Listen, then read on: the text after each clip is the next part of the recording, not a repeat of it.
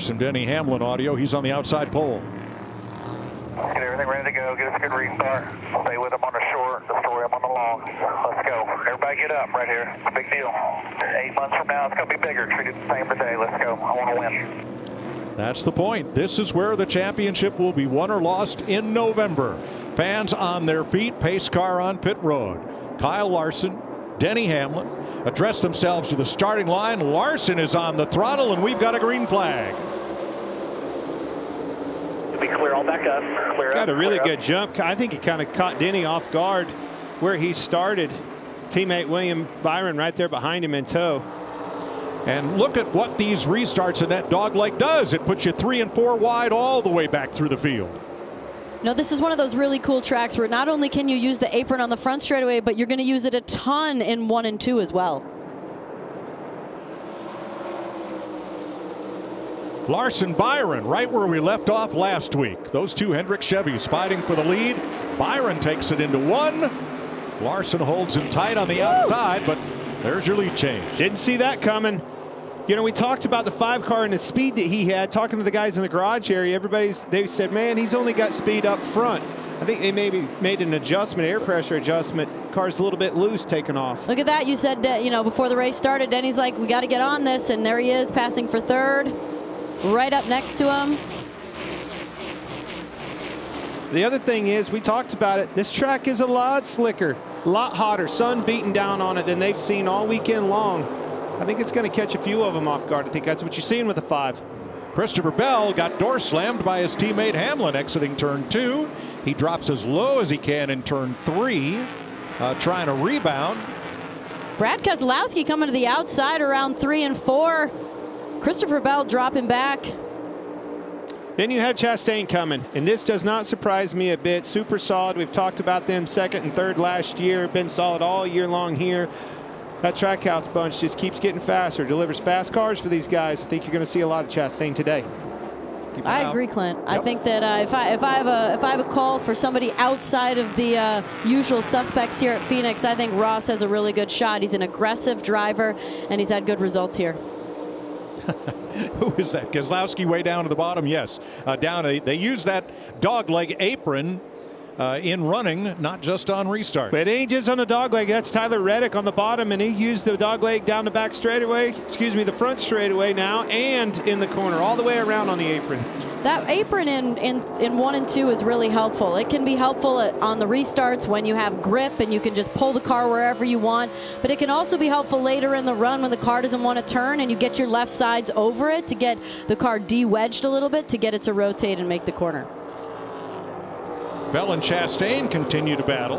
Chastain finally gave up the spot there. They have battled. Well, I say gave up. I think he's going to try him on the bottom again. Bell shuts the door. I like how close we're seeing the cars. You know, we're talking about how difficult it is to get really close, but these guys are bumper to bumper. When he shut the door on Chastain, look, Chastain missed the bottom, slid up the racetrack, checked up, and now you got Blaney coming underneath of him. That's how close it is. You check up with these race cars the least little bit, and the next car's pouncing on you.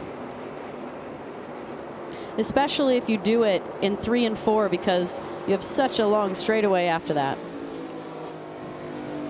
Chastain outside watching from Blaney, the Ford Performance Cam, giving you these views.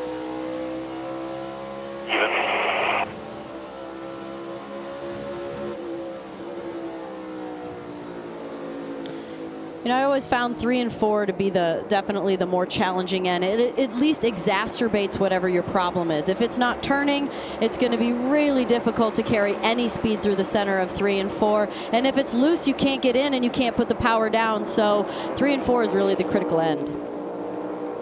First side-by-side battle is Reddick on the outside of Michael McDowell, and Tyler Reddick takes that 8th spot. And here comes Daniel Suarez in the 99. It's just 9 laps in, but man, my eyes weren't lying to me in practice.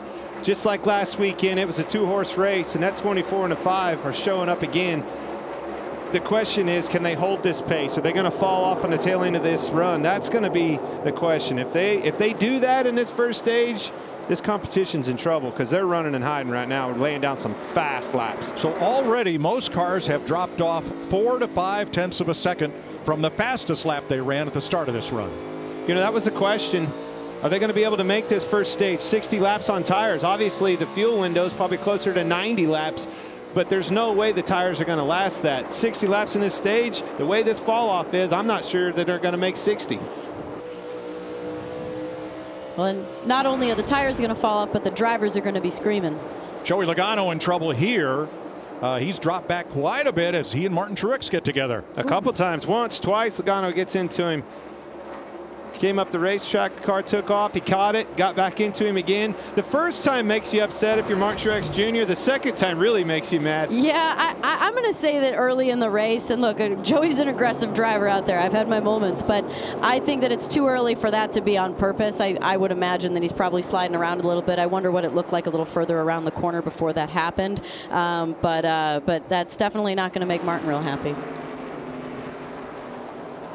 Bubba Wallace battling Truex. This is for 17th. Happening about 9 seconds off the lead. Kevin Harvick to the inside of the 43, making the pass on Eric Jones. That's for 13th. Kind of just holding pace right there with Kevin. I thought he was going to take off a little bit better. I'm sure he thought the same thing as too. But man, I'm telling you what I see so far. Denny Hamlin, he's the only one that's maybe running the same lap times, matching lap times of those two Hendrick cars out front. William Byron trying to drive off into a different zip code. Kyle Larson trying to keep him in sight. 13 laps complete in the Arizona desert.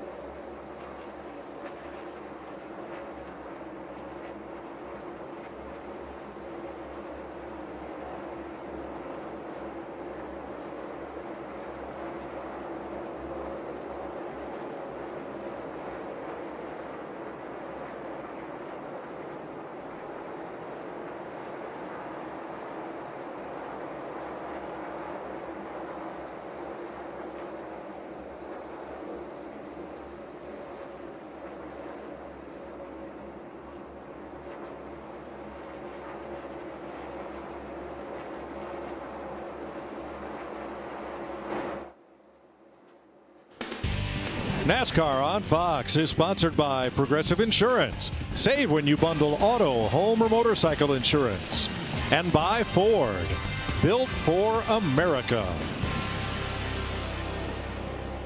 18 laps complete amid the giant Saguaro here. William Byron 1.8 seconds up on Kyle Larson. Denny Hamlin is 4 back. Brad Keselowski almost 5. Christopher Bell 5. But Clint, Lap times have fallen off now 0.7 of a second to a full second from where we started. I can tell you from my vantage point, guys, I don't even need to look at lap times. I'm looking out the window right down here in the middle of 3 and 4. These cars are sideways. The tails are wagging all over the place. These boys got their hands full. That was the vision for this package, and I think so far they've moved that needle. So more on the changes, aerodynamic changes that NASCAR has made for the short tracks. Here's Larry Mack. Mike, we have major aero changes for the race today at Phoenix. So I'm in the Toyota Tech Center. Let's go to our Toyota cutaway car. Let's start with the rear spoiler at the back of the car. Remember, the rear spoiler affects aero drag and rear downforce. At Fontana in Vegas, that rear spoiler was 4 inches tall by 60 inches wide. Today, only 2 inches tall by 58 inches. That takes away a lot of rear downforce. Underbody changes. Behind the 2 front tires, the engine panel strake's been removed, less front downforce, and then the rear area, those 3 center rear diffuser strakes, they're gone.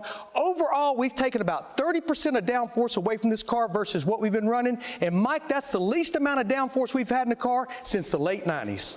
Thanks, Larry. Now, Danica, let's add to that. It's the hottest day of the weekend. It's a lot hotter. It's, cloud cover, cooler temperatures. It's a little bit breezy, but the sun is shining down here in Phoenix, as it does most every day of the year.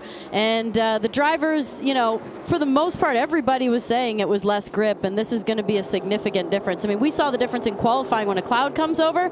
It's been beating sun all day. Now, hold on just a second. Takes me back to yesterday. What was the only driver that said he didn't feel any difference with the car? Kyle Larson. And his car is extremely fast, just like it was last weekend. Both of those Hendrick cars make an extreme grip for these guys. I'm telling you, watching the cars down through the middle of 3 and 4, those 2 Hendrick cars are quite a bit better than the rest. Regan has more.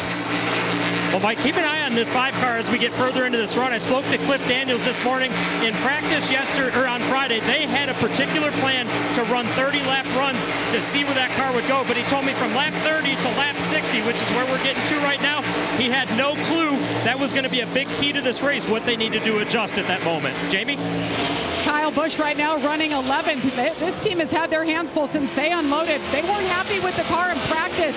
Randall Burnett told me they threw everything at it, changed the toe, the shocks, wedge, all 4 springs, everything they could do, and they had a big gain for qualifying. He started 9th, but today so far, no lateral grip and tight through the middle, so they've got some adjustments coming up for the first stop, Mike. Thanks, Jamie. So Larry Mack, seeing the tire fall off now at 1 second a lap or higher, how do you feel about trying to make that one set of tires you started on go 60 laps to end this stage? Yeah, and Mike, looking back at Friday's practice, and I probably talked to a dozen crew chiefs last night. Yeah, the fall off was a concern, but tire wear was more of a concern. But I think their hopes were with the Xfinity Series race yesterday and the ARCA race on Friday night, there's enough rubber laid down that as far as wear, they can make it. But I'm still going to monitor how much fall off we have, because if somebody's going to split this stage in half, we're only about 4 or 5 laps away from that mark. All right, thanks. Byron now 2.7 up on Larson, who's seen a little more fall off than William has. It's a really good point. And listen to Larry, if anybody's going to split this stage, it's going to have to be pretty soon. Now, who would that be? There's some of these guys back here in the back. I'm watching Austin Dillon in the 3. He is slipping and sliding around. That car is evil underneath of him, and you don't have to look too far back, and the leader's coming. So some of those guys got a decision to make pretty quick. Usually what you see in this first stint is that who pits early needs it, right? This is going to be an indicator of, I think, who's the most unhappy with their car or who's in traffic. That can be another element, but the ones that pit the latest are usually the ones that are the most happy. I'm watching this battle back here with Kevin Harvick and Kyle Busch and McDowell, and nobody's getting away from each other. It's very interesting. It'll be important what they do on this pit stop. So 28 laps complete now with the field all single file. Good time for us to take a break so we can come back for pit stops should they occur under green here.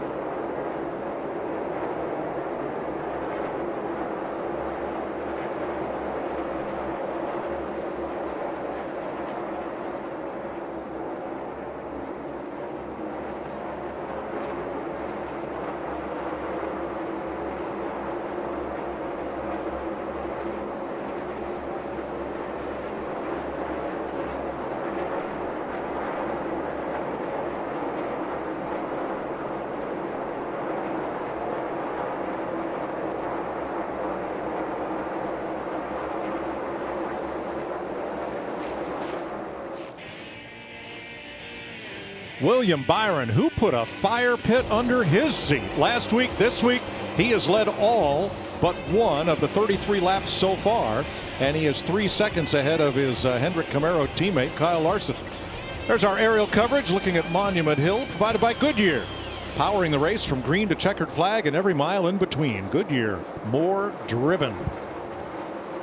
William Byron had only led 27 laps in his career at Phoenix. Entering today, he's already led more than that. Got them elbows up on the start. Went up there and took the lead from the pole sitter Kyle Larson and has never looked back. Got that lead checked out in that clean air. Car's really fast. I'm telling you, I think it's going to come down to just like we saw last week. Whoever beats one another out of those pits for that track position could be your winner. Denny Hamlin running one spot off where he started with about a 1.1 second fall off from his fastest lap.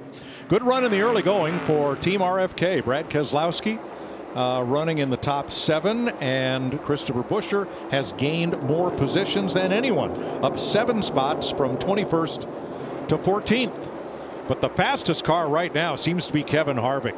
Started 15th, he's running 9th, and his fall off in lap times has only been 0.6 of a second. That's exactly where it is too. It's all fall off. It's happened in the last 7, 8, 9 laps. I'm telling you, on a long run, he is mowing these guys down. Everybody's backing up to him. He is holding steady in the lap times and just keeps mowing them down. I think you'll see him in the top 5 by the end of this tire run. They're your biggest movers. Lower right, Jamie. William Byron continues to lead, has led 36 laps so far. I talked to William this morning and he said the difference in this car here this time around is it's not as edgy with this new aero package. He said it's more in my hands. I'm more in control. I can slip and slide and feel comfortable that my car's not going to come around and snap loose like they found a lot of times in a lot of races last year. As for the car right now, Mike, he said, I don't have much to complain about. You know what? He said it last week, and where'd he end up? In victory lane. Absolutely. Now, we mentioned Kevin Harvick on the march. Also, Tyler Reddick is up from 12th to 6th.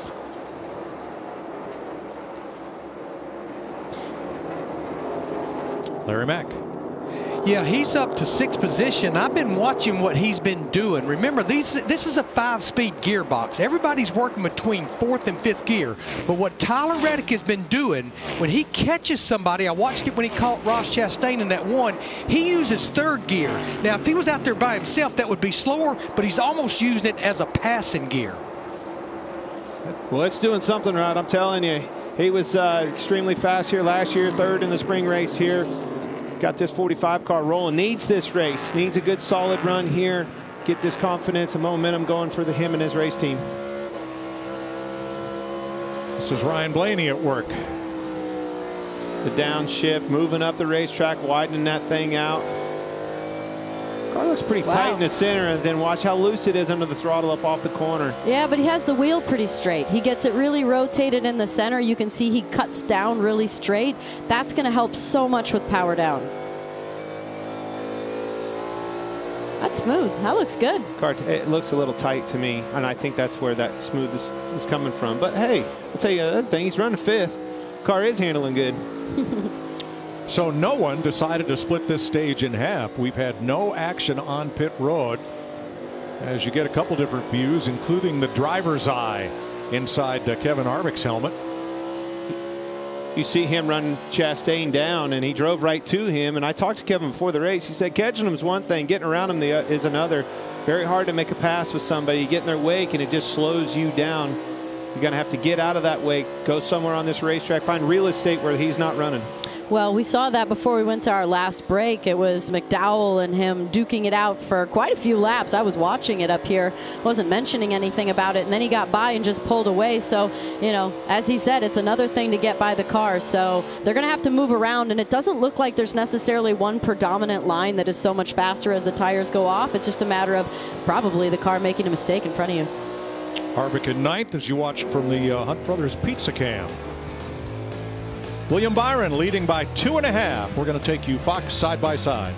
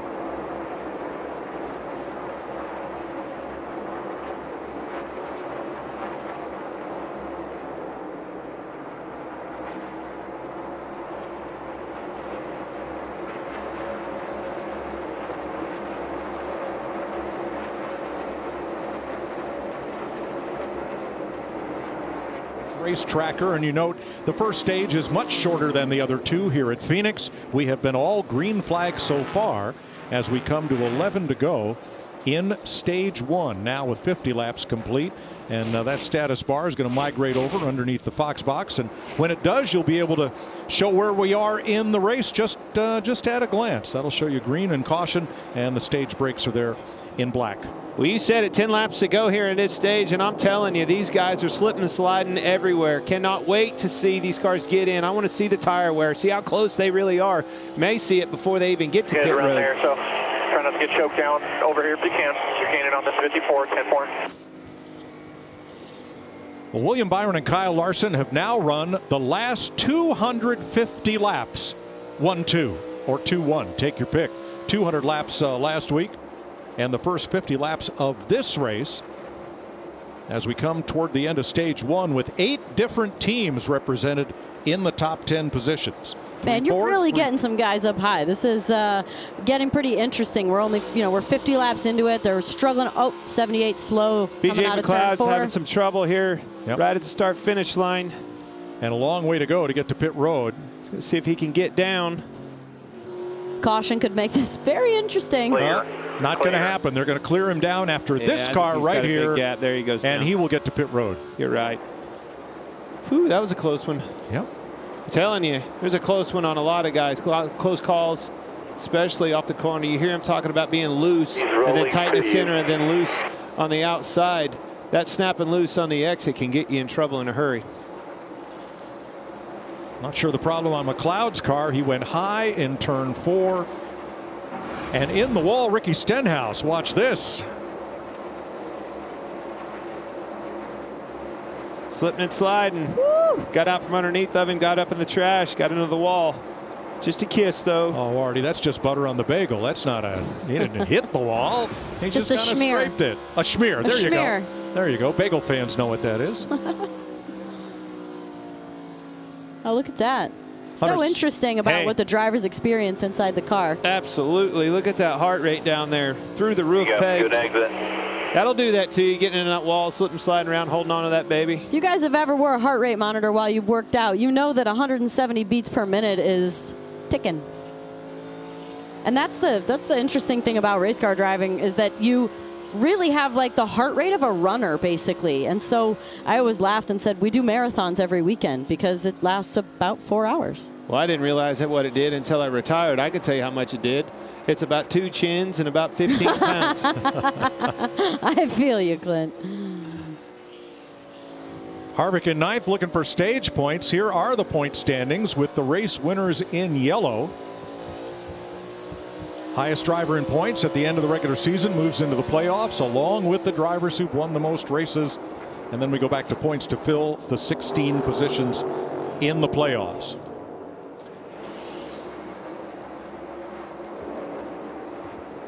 Joey Logano and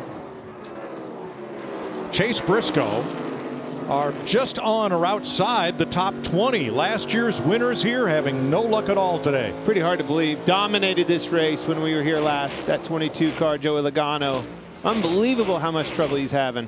Not happy with that car at all. You can guarantee you he's looking forward to this caution. Right now, all the crew chiefs are going, I'll get you, tires. Just give me 3 more laps. Whew, I don't know if I can get you there, bud. You've seen those heart rate monitors. I'm telling you, the way these cars look coming out of turn 4 at us from this booth, everybody's heart rate's up.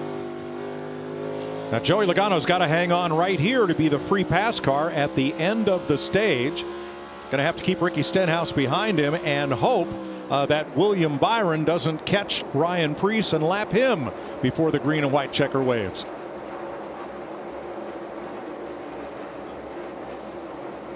So important to hold on to that position if you're Joey Logano. He's going to be doing everything he can do to make that car wide. And if you're 47, you're going to try to anything. See, he almost got into him right there and picked up a big time push behind him. Not much time here. Last lap. He's going to do everything he can do to try to get out of that way. Drove this thing way into the corner, slid up the racetrack. Listen to him pedal that thing. And there's Byron about 2 car lengths back of Ryan Preece. That would spoil Logano's plan. He got to run. He got to run. Oh, that's the 40. And here comes William Byron off turn 4 to win stage 1. Byron won both stages last week, scoring 10 points in playoff points, and Joey Logano was able to hold off Noah Gragson and Ricky Stenhouse to get the free pass. There's your stage 1 winner. Rinse and repeat from last week, William Byron.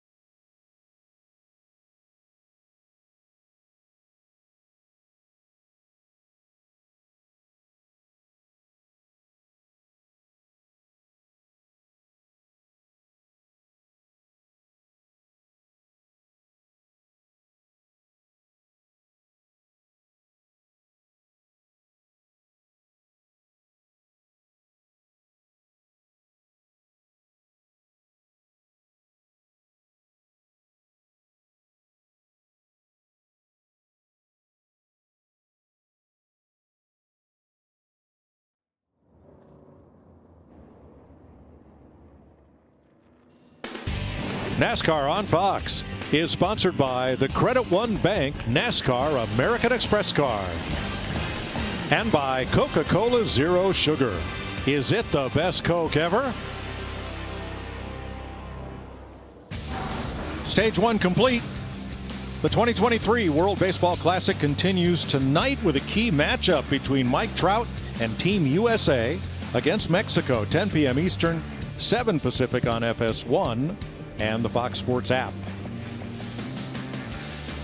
William Byron has won both stage 1 last week and this week, all under the green flag. And we'll highlight Byron's crew as our pit crew of the week, led by Rudy Fugel, Jeff Cordero, Ryan Patton, Oren Osawaski, Spencer Bishop, and Landon Walker. The over-the-wall crew for William Byron. And that last pit stop was key to him getting it done last week in Las Vegas. All right, here they come to pit road. Jamie. Well, Denny Hamlin, this 11 team, they unloaded very close. So far in this race, free in and tight through the middle, loose off. They said, what do you need to be faster? Tighten me up so I can get in the corner. 4 tires for the 11. The 24 William Byron doesn't have much to complain about. Just told the team, I'm not one way or the other. I think I'm suffering less than everyone else. And yes, he is. 4 tires. Regan. Maybe the 20 car, Christopher Bell, said he's pretty good with his race car. Main thing he wants is to maintain track position, and he wants to save his tires a little bit better on this next run. The 5 car of Kyle Larson said, I think I'm good. Williams just extremely good, meaning his teammate. No changes for him. He is loose the first couple laps, though. You know why you have the #1 pit stop, boys, or pit stall? So you come out #1.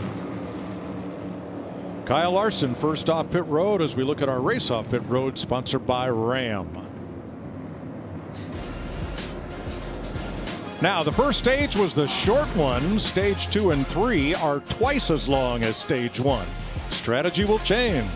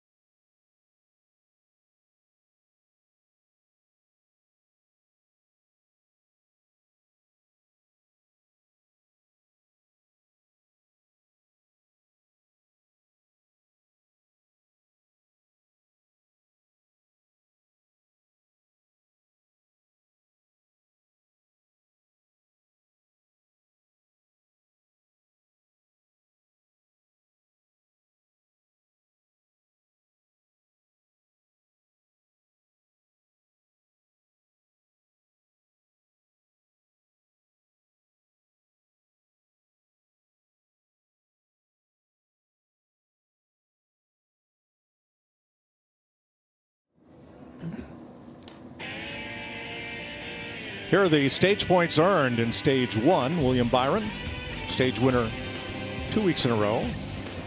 Kyle Larson, then the Toyotas 3, 4, 5. Ryan Blaney, the first Ford. And Kyle Busch got the last stage point.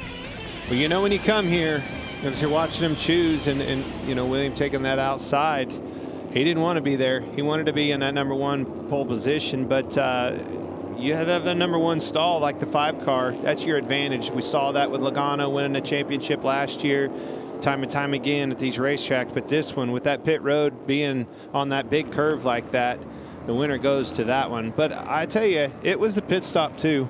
You know, Larry chimed in and told me in my ear that you're looking at a 10.2 with a 5 that won off a pit road, and a 24 had a 10.8. So a little bit work to do in the stall itself as well. All right, we have penalties. A.J. Allmendinger too fast exiting pit road. Ty Dillon too fast entering. And the other penalty is going to be on Tyler Reddick's car. The wheel nut, remember, single center lock wheels. The wheel nut came off on him. As we get ready for this restart, here they come to the Geico restart zone.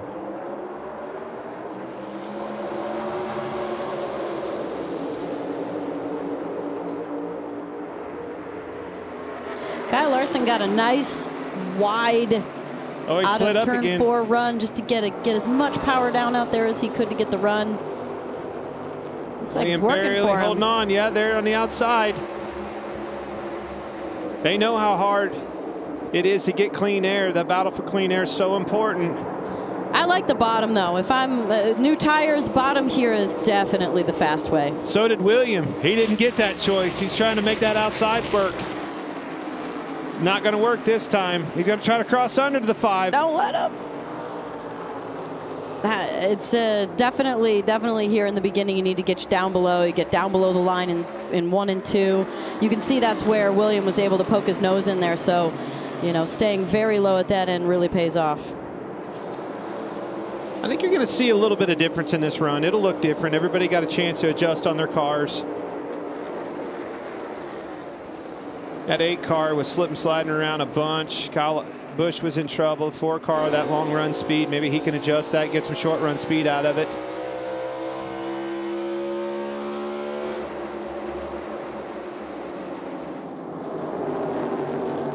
Chastain on the bottom, battling Christopher Bell. That's for 4th place. And here's some audio from Kyle Busch in 8th place. Obviously, we're one of the only ones that's really been able to pass. Yay. What's that? Yay. Oh, you're having fun. Are we having fun? Right now, yeah. Yeah, right now we are. Have more fun once you get to the lead. All right, this battle for 4th won't quit. Bell on the high side, Chastain on the bottom. Jamie. And just a little bit more on the 8 of Kyle Busch. He said he wants that right rear planted, so they freed him up a little bit with air pressure and a wedge adjustment. Pit crew got it done there as well, gained 5 spots. Wow. That's the easiest way to do it. These positions are hard to come by on that slick racetrack, slipping sliding around. You pick me up positions in them pits, I'll praise you. Take you to dinner, do whatever it takes, man. I'm sure he'll praise him if he can have a good long run speed. Kyle Busch was fast, but then it seemed like he dropped off a little bit, and that's where, as you were seeing him battle it out, we're in car with Kevin right there. Kevin seemed like he took off about the point in time when Kyle fell off, so it'll be interesting to see if those changes of freeing the car up will make the difference to be able to make the run better long, or if it will be a little too much. I mean, so right now, Kevin Harvick has a faster individual lap than Kyle Busch, and that's one of Clint's stage 2 questions. Which of these 2 drivers will have the faster lap by the end of stage 2? And also, you get to guess how many yellow flag laps there will be between start of the race and the end of stage 2. Well, I try to take care of my people. I don't know why I do this. I'm putting $10,000 out on the line, and then I try to help them out. I told them, pick that 9 race winner, Kevin Harvick. I don't know. I saw Laura and your kids in the booth next door. She's not going to be happy about you giving away $10,000. We're looking for a ride home if you got any takers. Okay.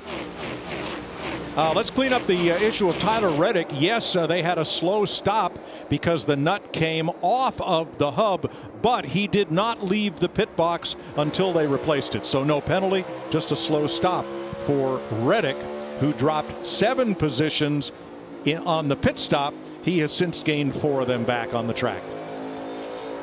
Well, I can tell you, look at Larson, look at Byron in the front of this thing. Just like we saw last weekend, whoever beats whoever out of the pits, that's who takes off and leads the race. Larson's now the benefactor, taking off, hanging a 10th and a half on his teammate William Byron. 76 laps complete in Phoenix, 24 cars on the lead lap in the NCS United Rentals Work United 500.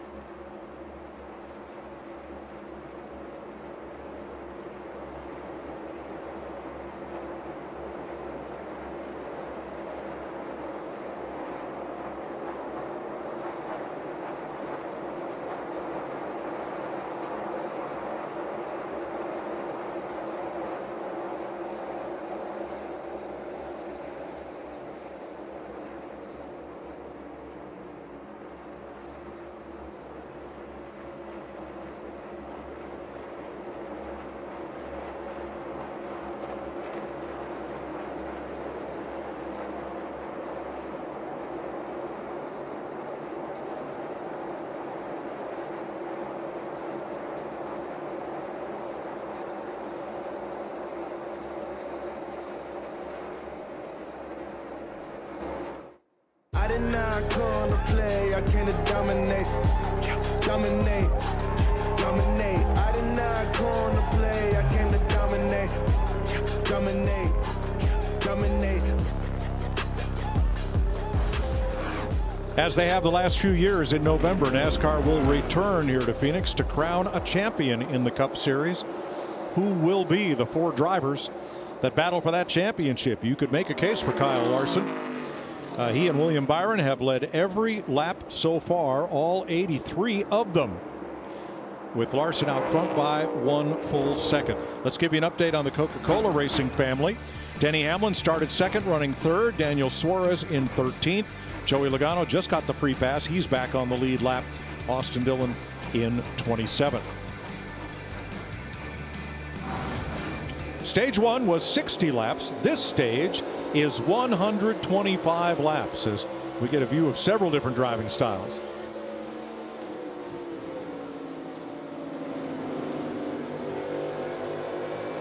Kyle Busch is looking to be the most smooth. Kevin definitely hanging on to it, but Kyle Busch's hands are very steady.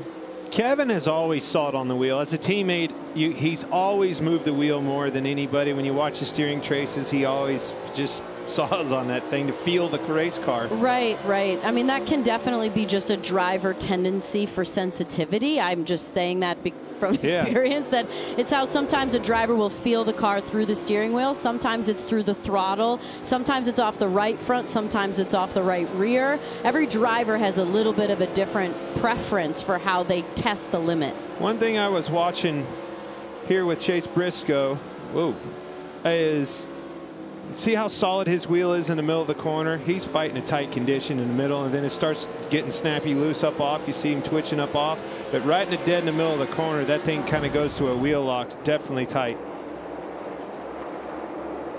This is back at 18th place, 13 seconds off the lead.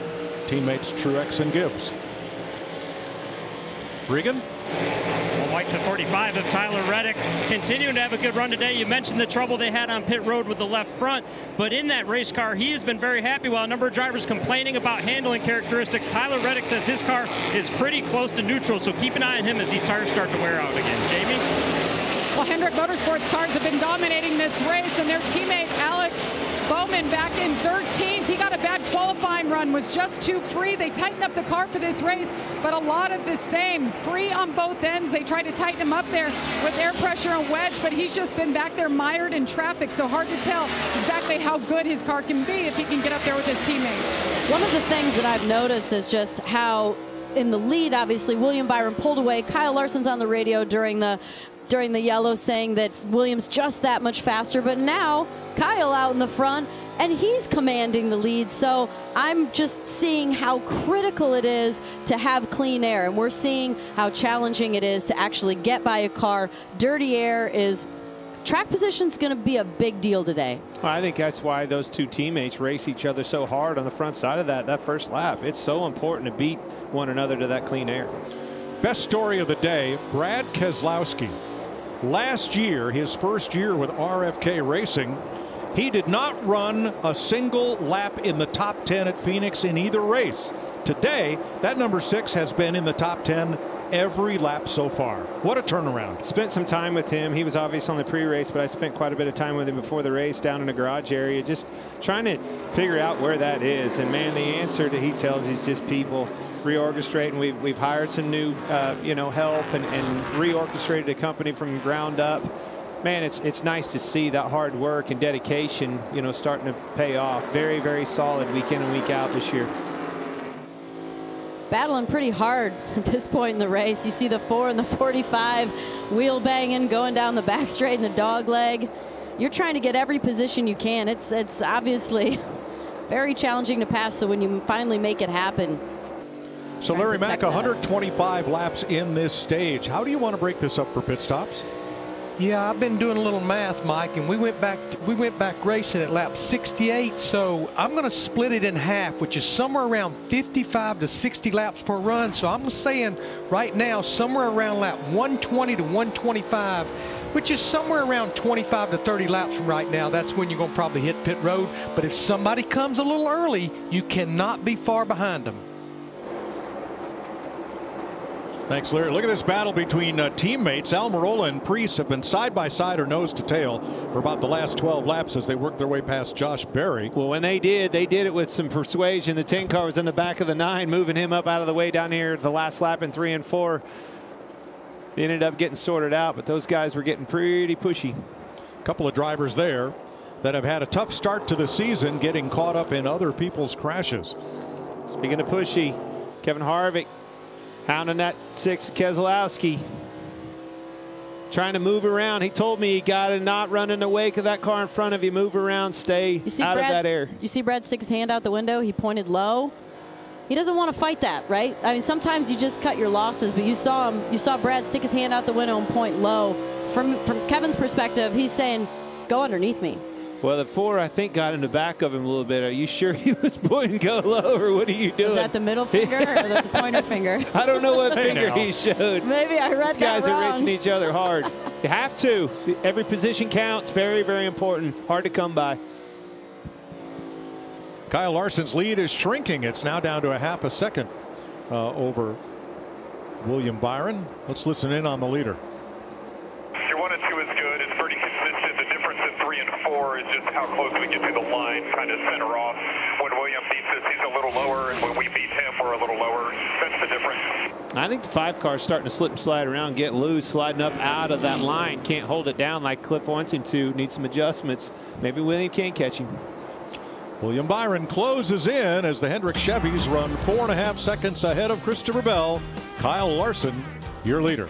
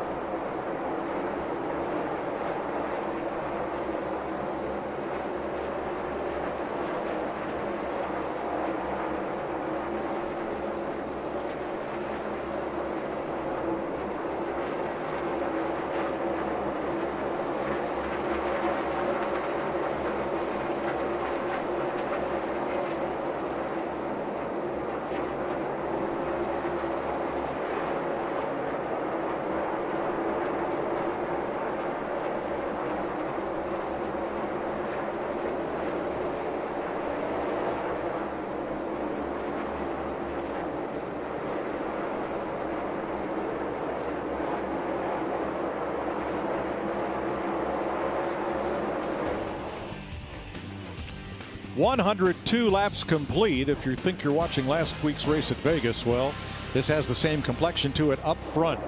William Byron, Kyle Larson currently the leader, and they have led every lap so far. All green flags except for the end of stage 1. Here are today's lap leaders, sponsored by Novartis. It's a short list.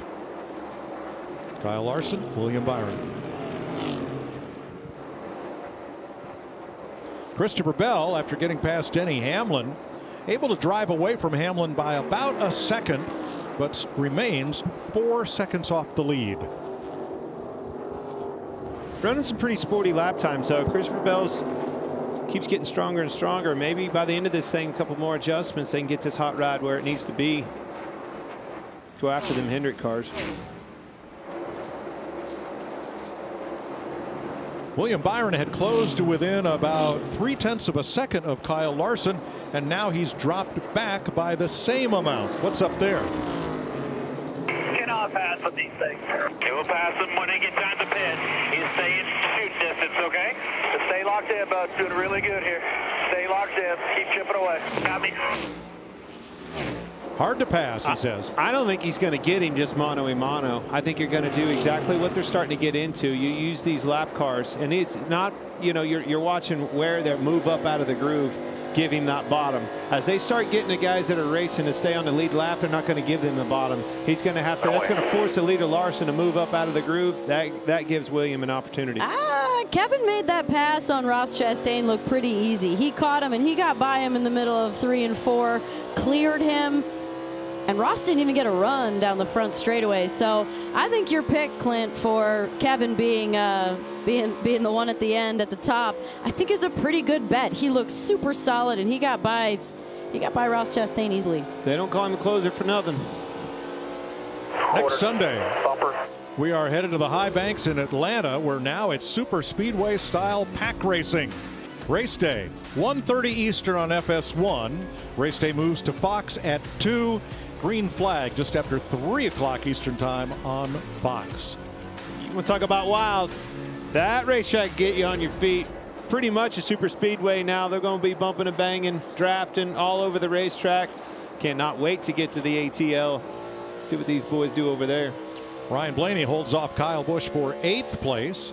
As you look back from the Cheddar's onboard camera on Busch's Chevy. And we're about a dozen laps away from when Larry Mack expects pit stops, so we'll be back for those. Kyle Larson leading William Byron now by 3/4 of a second.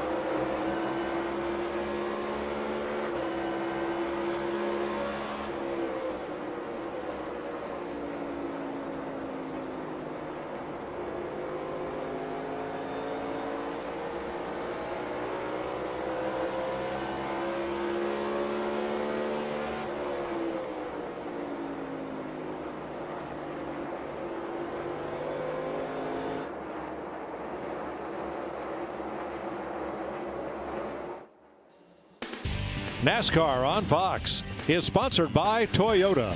Let's go places. Kyle Larson now leading William Byron by almost a second. Let's look at our Xfinity fastest lap. That was William Byron back on lap 3, followed by Kyle Larson at lap 4. Denny Hamlin's fastest lap was lap 4, and Brad Keselowski on the 5th lap of the race. Christopher Bell on lap 2. And they have all run up in the top 8 positions for most of this day. But here's our leader, Kyle Larson, starting to get into lap traffic. I think this is going to be interesting how this leads the crew into pulling him into the pits. You know, lap traffic, we've heard from everybody, is impossible to pass. That took him 2 laps to get by the 77. I don't know. I think this might be a question of whether or not Kyle will come in sooner than later, or if William will try and undercut him just a little bit and pit that lap earlier to try and see if he can pass him on the stop. Well, Larry Mack, last year, I don't think we had any green flag pit stops in this race, did we? No, we didn't, Mike, but I'm going to tell you what, this is a tricky pit road to get onto. It gets a little slick down there, and you're trying to get down to 45 miles per hour, and it's just like Brad Keselowski told Danica and Clint and Chris in the pre-race. It's easy to get busted for speeding on pit road here, especially down there in that curve. Yeah, so that opens the door up for, okay, well, why wouldn't, once they start short pitting as a leader, why wouldn't you just come immediately? You start cutting that off too much and a caution comes out, you know, you're waiting on that. If one of those guys slip up, spin out coming on a pit road, if it's going to come out, it's going to come out around a mistake like that. So very tricky, you know, decision to make on top of that box if you're a crew chief. And now with Larson in traffic, here comes Byron. He has cut the gap to 0.6 of a second. It's like I said, as he gets into that lap traffic, and it's, you know, guys that are racing for their position on the lead lap, they're the ones that aren't going to give him that bottom. Here comes 11, first shot fired. Denny Hamlin on pit road. Jamie. That's right, and first taker, Denny Hamlin makes his way down pit road. They took a swing at it after that first stop. He was free in tight through the middle. Wanted to snug it up a little bit as the guys go to work. The right side tires here, they already made that air pressure adjustment. You see the tear off there. He wants clear vision. They work the left side for Denny Hamlin. Let's see, it looks like the 5 is coming in, Mike. And exactly that 5 and the 24. As soon as he brought them in, he was the good running car, running up front, drew the leaders in. Here they come. Jamie. William Byron, he just hasn't had much to complain about. This car has been so good. It's just one problem, and that's been his teammate ahead of him, trying to get around him. Team has been good on that first stop. Air pressure adjustment, 4 tires here, Regan. The 20 of Christopher Bell, that race car needs a little bit more front turn, but the team predicted if it got hot and slick today like it is, they felt like they would be very strong. And the 5 of Kyle Larson, lots of updates about what the 24 behind him is doing. He's been trying third gear a couple times, just working his tools inside of that race car. Under green flag conditions, Larson is going to beat his teammate off pit road. Ross Chastain assumes the lead from Brad Keselowski, Kyle Busch, Tyler Reddick, and Chris Buescher. Christopher Bell, they had trouble on pit road. Slow pit stop for the 20. Couldn't quite tell what was going on there, but definitely a slow stop. Regan. Ross Chastain in the run car is tight, running the bottoms of turn 1 and 2, but the back of the car is out of the track everywhere on him, and radio issues on the 1 car. They had to switch radio channels during that run. So Brad Keselowski stays out. He is the race leader. And now in. And that will send Kyle Larson back to the lead as Keselowski makes his stop.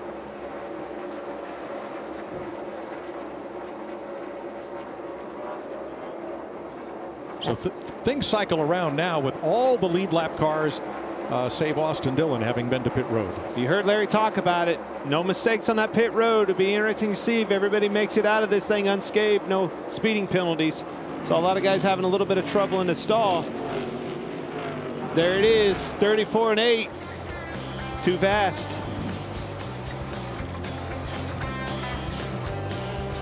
Finishing up green flag pit stops.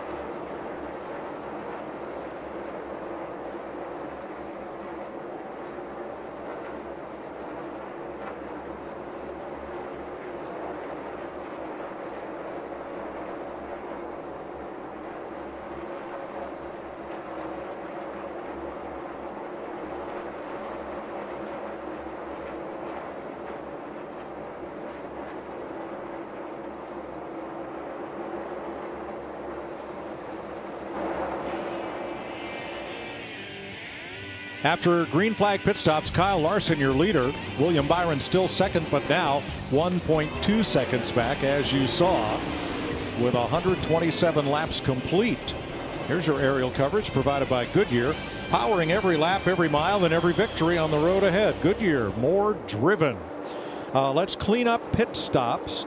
Speeding penalties for Michael McDowell, Eric Jones, and Austin Hendrick. And Kyle Busch has dug himself a big hole in the desert. There is an uncontrolled tire. That's a penalty. And he was nabbed for speeding on pit road. That is a second penalty for the number 8.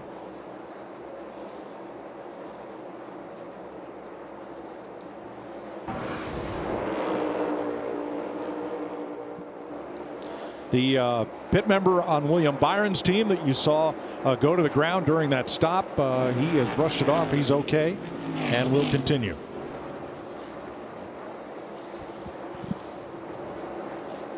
Denny Hamlin now 7 back. That gap's increased. Kevin Harvick 9.5 back. So Harvick up into the top 5 ahead of Ross Chastain.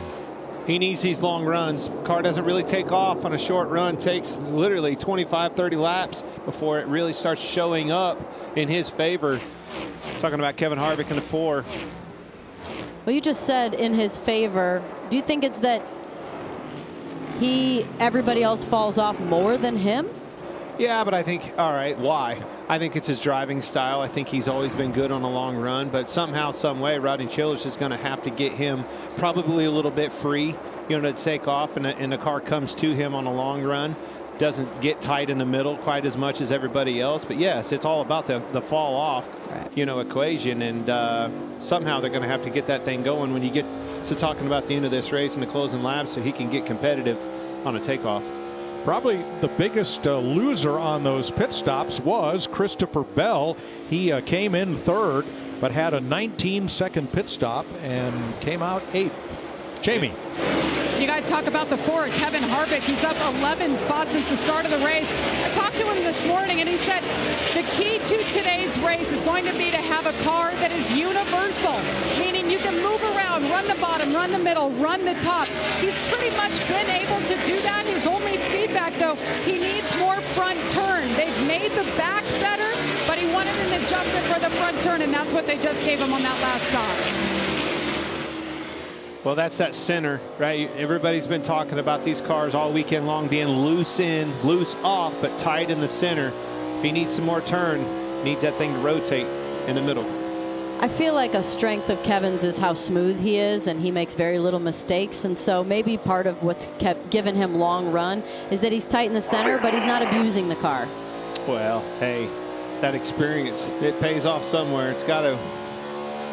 Exactly where. They got him a good hot rod, though. You talk about the job that he does here, and he says, you can't drive a slow car fast. Well, it always seems to be that here at Phoenix in particular, the fast cars always got him in it. All right, let's go just outside the top 10 to Daniel Suarez in 11th and Regan. Mike, Daniel Suarez having a steady day right now in 11th. This race team highlighted this as an important race for them because they struggled here on the shorter tracks last season. His car right now too loose all the way around the corner, doing the same thing through the corner pretty much. But keep an eye on him. If they can get up to the top 10 and have a steady progression today, this one's important for him. Good point. He's going to have to go through Tyler Reddick and Chris Buescher to do it, though. Buescher in 9th. His team owner and partner Brad Keselowski in 7th. They are 2 of the first 4 Fords in this race. Harvick in 4th, Blaney in 6th. Austin Dillon's made an unscheduled stop, and that will drop him to 2 laps down.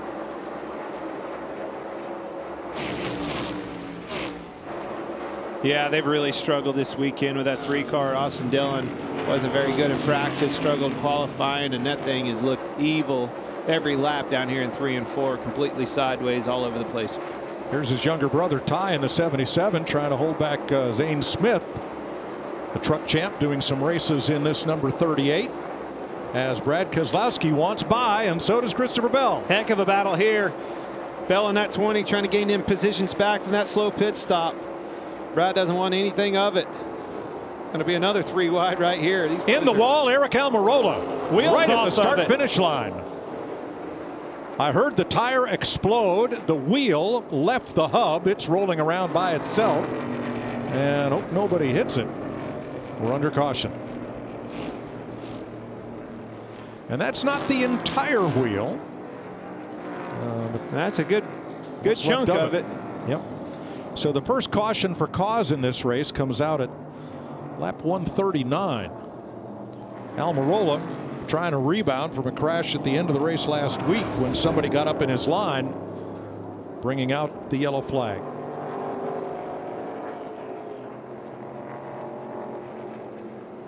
Something broke, gave away. It just took a hard ride, and then all of a sudden that wheel spits out. I'd say whether it came off, got loose, or something, that has something to do with what happened, that wheel.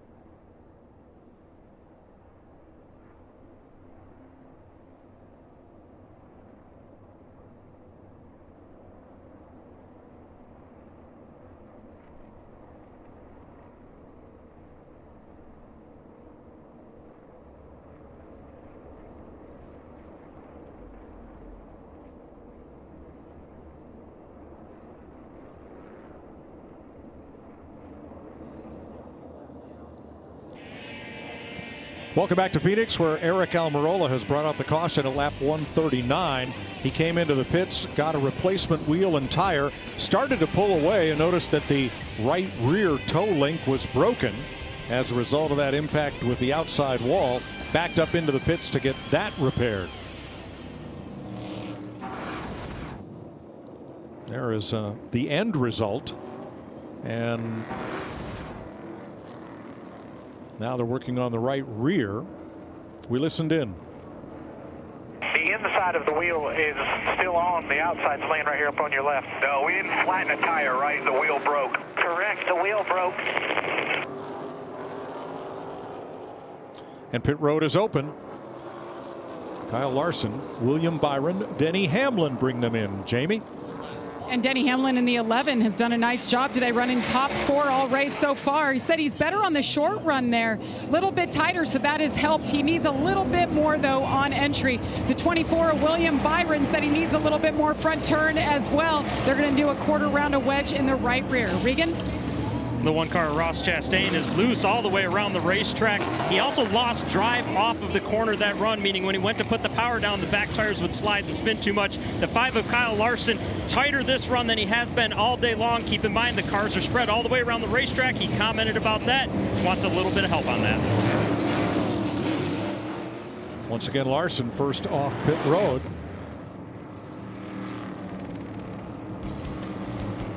And we'll come back for the restart after caution flag pit stops in Phoenix.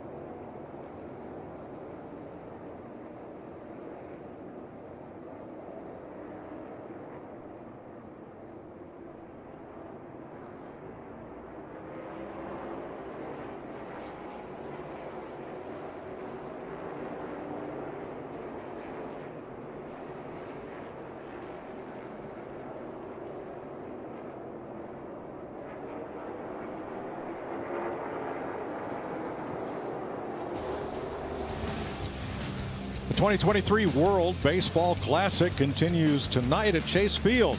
Mike Trout and Team USA take on Mexico at 10 Eastern, 7 Pacific on FS1 and the Fox Sports app.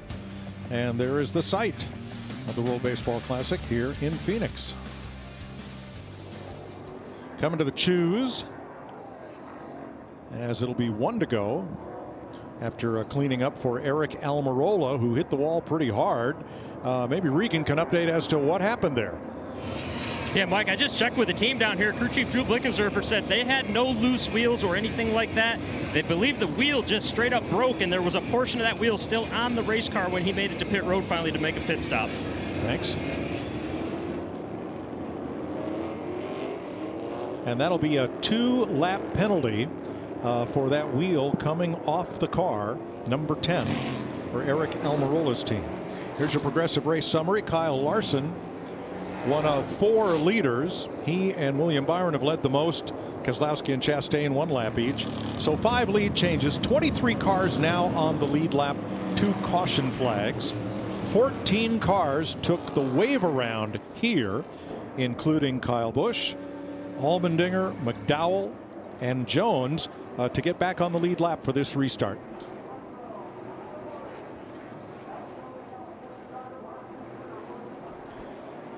So here they come to the Geico restart zone.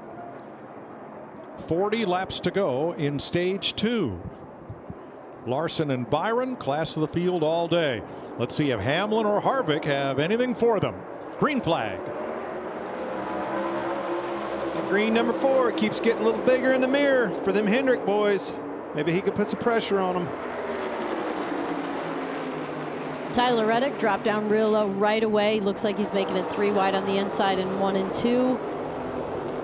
I mean, we're talking clear off the racetrack, Danica, like you were saying. I cannot believe he can find grip down there that far. Wow, Christopher Bell, top to bottom, elevator move, 3 wide underneath Chastain.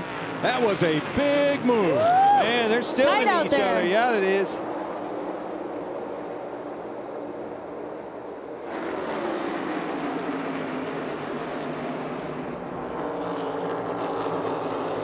Well, Clint Bell must have a good short run car because he's getting all he can get in the first 3 laps of this run. Reddick's coming though. Well, he fired off super well, went down to the bottom, running the apron really well in 1 and 2. Clint. Absolutely, and you know, Christopher Bell, he's not happy about that pit stop. He's driving with an angry, you know, aggression, and that always is worth a little bit, especially on these restarts. How about this, 22? He's got his car fixed up and making some pretty bold moves out there, Danica. Was he making the move, or was someone making it on him? No, I think he's just going for it, going where it's another one that's probably not very happy with the scenario that he's got, dominating this race in the fall. He's in a ton of traffic back in 15th place. Completely confused. How do you go from dominating a race the last time he was here, won a championship, took all the marbles, and then come back and he can't get out of the way? Unbelievable. It just shows how much work is done in the off season. You know, William Byron said that before the race started, asking him about how do you start the race off, how do you start the season off so well, winning in the first 5 races the last 3 years in a row. And he said it's the team, it's all the work that they do in the off season to make up speed. Well, the game's changed a little bit too. You can't deny that. You know, taking the 30% of the grip out of these cars with the downforce, the rear blade, and all the things that Larry explained to us, that changes the game for these teams. Back a quarter. Let's push her way down on the inside. 3 wide off the corner. Chase Briscoe up top as that group battles for 13th place. These guys back here, it is a mess back here. They are going at it all the way through. Heart rate going up with Chase Briscoe. 3 wide will do that to you, Danica. Definitely will. I don't think it's going to come down too much, because as soon as it clears up, you've got a handful at the wheel with the sliding around all over the track, loose, tight. I'm telling you, don't look now. It's not quite time yet for this Ford car to start showing up, but he's in the 3rd place. He's finally got the track position. Let's see if this long run speed that he's had all day long can do something with these Hendrick guys in the back half of this run here. Man, he is showing up, I think. I mean, he has made up a lot of ground. He's been super strong every run. And now he's about the only one that's really been gapping anyone other than Kyle and William gapping people 1st and 2nd. Here comes Kevin. Chase Briscoe, Chris Buescher continue their battle. This is for 13th. And right behind them, Josh Berry and Joey Logano. And Ryan Preece. And then Ty Gibbs, who got the wave around, or excuse me, got the free pass on this last caution. There is Gibbs, the Monster Energy cam on his 54. You just painted the line, stalled half.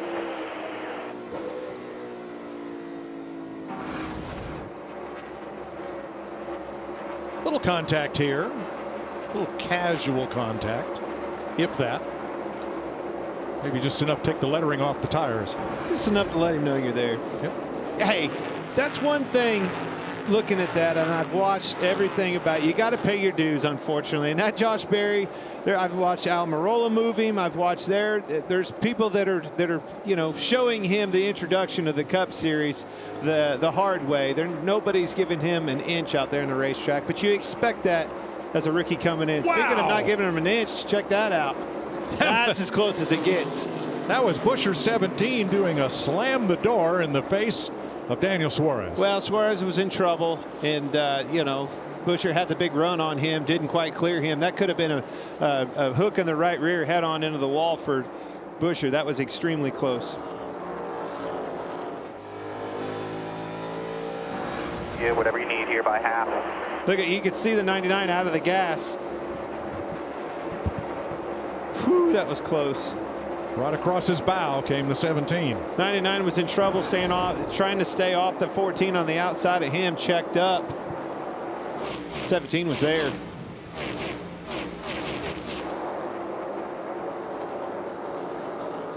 So Berry at 15th, Logano 16th, Preece on the inside at 17th, and then Truex in this group of cars, and they're all about 9 seconds off the lead. Our leaders last week, pit stops made the difference between Larson and Byron in the outcome of the race. Larry, how about so far today?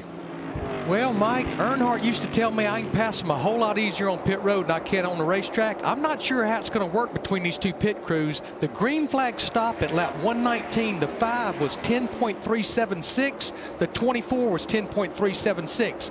On the yellow flag stop at 142, the 5 was 11.377. The 24 was 11.377. I don't know how you beat each other doing that. Yeah, you do. You did it yesterday in qualifying. Take that #1 stall. Could make all the difference. How about a 3rd place car, Jamie? Kevin Harvick is on the move, up 12 positions, most gained on the day. And Kevin Harvick said he's taking off better. That last run, the car has gotten much better. And this morning, something else Kevin was telling me was rhythm. It's so important for him to find his rhythm, and you hear that a lot with this Ford team. Clint and Danica, how important is rhythm, and what does rhythm mean for a driver?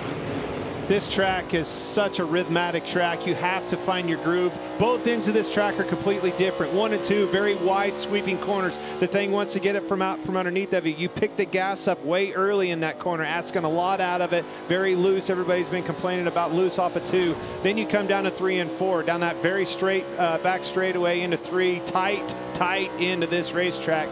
Trying to find a good balance in both ends of this track is hard on not only the driver but the crew chief, but then the rhythm, right? You hear the downshifts, the upshifts, the braking, all those things. You have to get into sync, find your rhythm, and then here comes your lap times. I think the rhythm is found in discipline.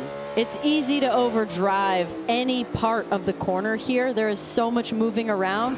So to me, rhythm is being disciplined enough to wait to get on the throttle, to wait to roll off the brake, all the little things, to wait to hit the bottom, to hit the line. Those are the things that get you that lead to rhythm and not mistakes. 23 laps to go in stage 2 with Kyle Larson leading. We're going to take you Fox side by side.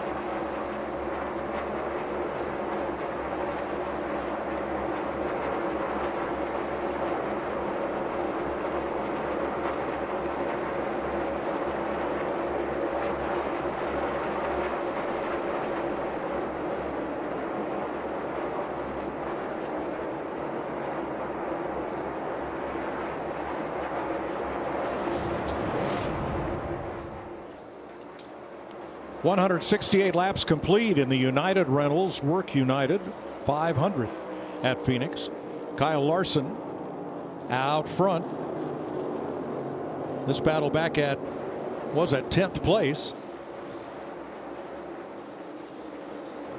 where Bubba Wallace is now up on Alex Bowman and Chris Buescher. Jamie. An update on the 9 of Josh Berry now just drove his way into the top 15. I talked to Alan Gustafson, the crew chief, this morning, and he said what a difference a week makes. They were able to do simulation this week, spent a lot of time, turned a lot of laps, learning each other, learning what Josh needs. And I asked him, how is Chase doing? Of course, he's recovering from that broken leg and surgery. He said Chase is very much a part of this team. He's watching at home right now. He's got this set up. He's scanning the radios. He's talking to the team with that team communication. Alan told me, he told Chase, I need more feedback. I want to hear from you. What are you seeing and what can we do to help our driver, to help Josh Berry behind the wheel? Very much still part of this team, even though he's not in the seat. Thanks, Jamie. They're in the top 15. Moving up to third place, Kevin Harvick is coming. He's now within 2 seconds, less than 2 seconds of the leaders. He has, and I tell you, an adjustment he's made in the wake of William Byron in front. Watch him get into 3 right here. He's moved up, utilizing the outside of this racetrack, trying to get out of that wake, find some more grip up here, and I think it's working for him.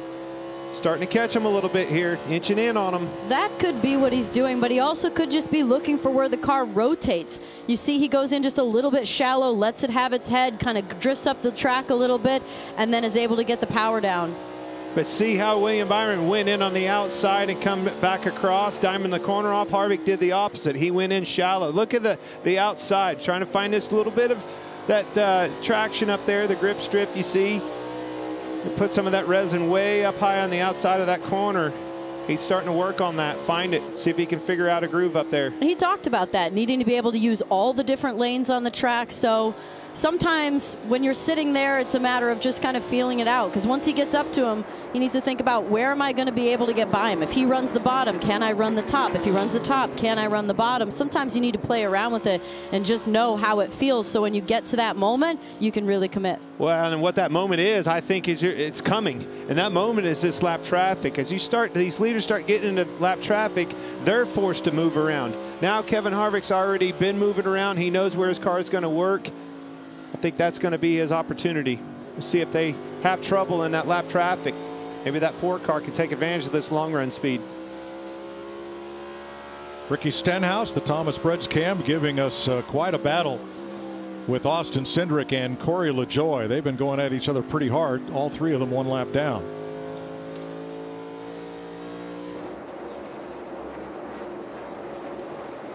Alex Bowman, Chris Buescher with the dive down to the apron to shorten up the front straightaway. Gains a little bit of ground into one. Can't complete the pass right there.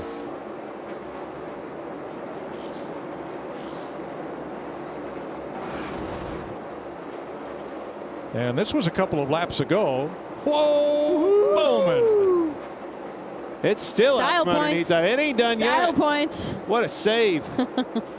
Save them all, as it says on the back bumper. All of these guys say it gets loose over there off of 2, and what you can't do, like with the old car, one car that Danica and I drove, is keep your throttle down and steer out from underneath of it. They say when it gets that sideways, you better abort mission altogether, bail out of that gas and get it gathered up and then go.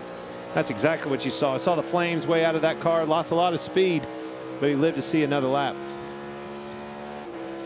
Here's the Mahindra tractor cam on board Chase Briscoe. Running in the top 10 after restarting 12th. This is our driver's eye cam. Starting to inch in on that. We talked about that in the pre-race. Briscoe's fast here. Won this race a year ago. Good racetrack for him. Getting a good race car underneath of him, making good adjustments. Guys are holding their end of the deal up in the pits. Maybe by the end of this thing, might be able to even get a top 5 out of this 14 car. Like 15 out the back. Last 10 laps or so, he and Ross Chastain have been right together. See how he does that? That was the exact same way Kevin Harvick was doing with William Byron. Going in low, exiting really high, using that the grip up on the outside. Everybody else kind of goes in high and diamonds back off across the center. I think that's all an attempt to get out of the wake of that car in front of you. 16th place. Ryan Preece, Martin Truex. Here's the 19's radio. Zero grip at the center mark. Center to 2/3 of 1 and 2. The whole center of 1 and 3 and 4. No grip. Just no lateral. Either end. Just slide, shatter, push it sideways, everything. Hendrick still not bad. Exit's not terrible. I hit it right. I used to have a crew chief, Mike. Boy, he was a smart aleck. I don't know, probably had a smart aleck behind the wheel too, but he always used to tell me, just reach up there on the dash, the third one over to grip switch. Boy, I hated when he said that. Yeah. Tough. That was the goal. All these drivers wanted to put it back in their hands. They wanted these cars to be down on grip. I think this sun beating down on this racetrack, I mean, it's only 80 outside. You wouldn't think that that's just massive, heat down on a racetrack. It's going to be hotter when you get to the summer months. But I like what I see here. This is exactly what the drivers were asking for. Boy, Kyle Larson likes it. He's now led over 100 laps. And the last 5 times he led more than 100 laps, he led the last lap. Uh-oh. Hey, look at last weekend. Never count your chickens till they hatch. Harrison Burton going 2 laps down to the race leader. And there's Ryan Blaney battling for 8th. I don't think we've yet to see the fall off and the excitement here, as I've been looking at lap times, and up until that last lap when William Byron had that moment coming off of 2, everybody in the top 10 was within 1/10, and they're in traffic. Yep. So I don't think we've seen the real struggle yet, but when we do, it's going to shake up a little bit. Couple of bright spots here. Ty Gibbs in the top 20, the rookie in 18th, and Chase Briscoe holding down the last stage point in 10th place. Do you know who looks really fast right now? I was just looking at the lap times, and everybody's in the 29s for their last lap, and then all of a sudden, Brad Keselowski pops in there with a 28.99. 100%. As you were saying that, I'm looking out the window right over your head, and that 6 car is catching the 4. Laying some pretty lap times down for the 6 car. So Keselowski in 4th place in this final lap of stage 2.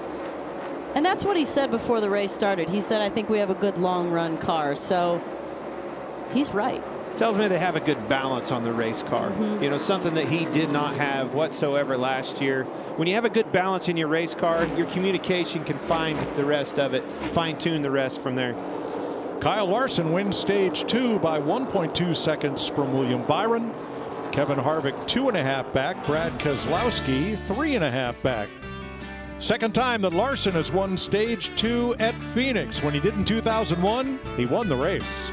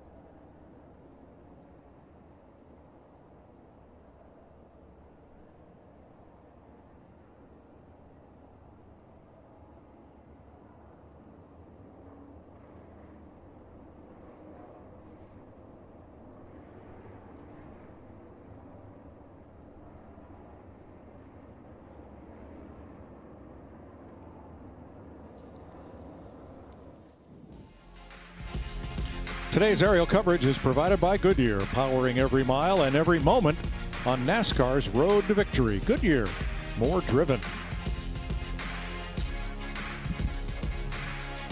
There are your top 10 at the end of stage 2.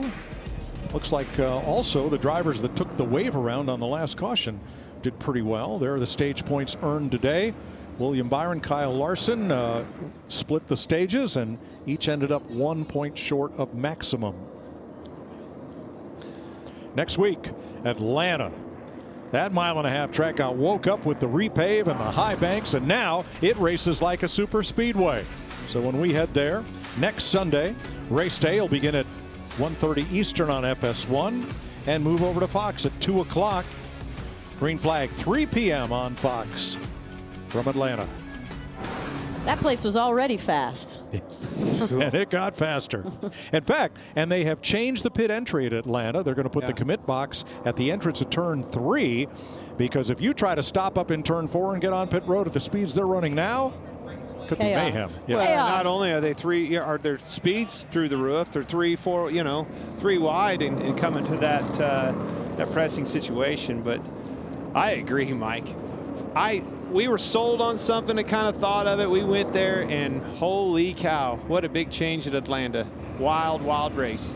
Big full weekend of racing, tickets available, so come on down and join us in the Peach State. Austin Dillon, I believe, gets the free pass on this caution flag, which officially is the third of the day. And pits will be open this time. Larson and Byron have been all but identical on pit road today.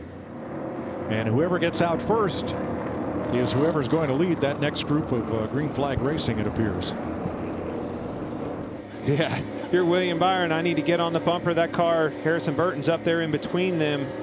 Try to maximize coming on the pit road, maximize your speed. Obviously, you can't push it any harder than what's fair, but you see, trying to get to the bumper of him, everything you could do. Jamie? And William Byron in the 24. Remember the last 2 pit stops in a row, his pit crew had slight hiccups. We'll see if they can nail it here. That's how they were last week. Very good all the way through. He's saying he needs a little bit of better turn in dirty air, especially. They're going to double up that last adjustment, a bigger wedge adjustment here in 4 tires. Kevin Harvick in the 4 just loose. He said he just fired off loose there. They're going to tighten him up. You saw that chassis adjustment there, 4 tires. Wiggins? Brad Keselowski on this run lost short run speed, but he gained long run speed. Wanted to make a note of that for later in the race if it's a short run. The 5 of Kyle Larson just a little bit tighter for the first 3 or 4 laps of that run. Otherwise, it has been spot on for him. Going to be close. Here's your race off pit road, sponsored by Ram. Look at this. Abreast, Harvick, Larson, Byron, and Harvick almost put Byron out into the outside wall of pit lane. That was close. Kevin Harvick with this stop and this drive off picks up a spot, but look how close it was there.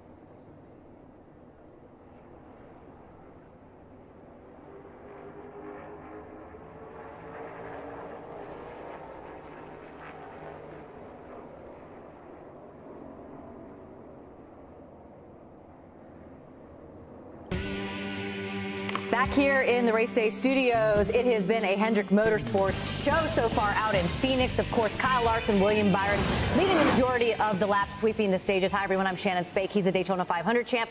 Jamie McMurray. We just talked about Hendrick Motorsports last week. They were so good. Again, good this week. But don't look now, because we've got a new player in the game. Yeah, same two cars with different rules at a different racetrack. But I've got my eye on Kevin Harvick. He started back in 15th. He's worked his way up to second now. You can't count him out. He is the closer, but I'm going to say he's the spoiler today. He's the spoiler. He's also Mr. Phoenix with those 9 victories, Mike Joy. Thanks, Shannon. Kevin Harvick had a pit stop of 10.009 seconds, including a chassis adjustment. That might be good enough to beat that guy out. That 5 car having that #1 stall, how do you beat that? You get you a good pit stop, just like Kevin Harvick did. Hey, and he was aggressive. He crowded at William Byron, took that position away. They barely beat William Byron a 24 bunch out, but I'm telling you, he was aggressive on pit road. That's what it takes.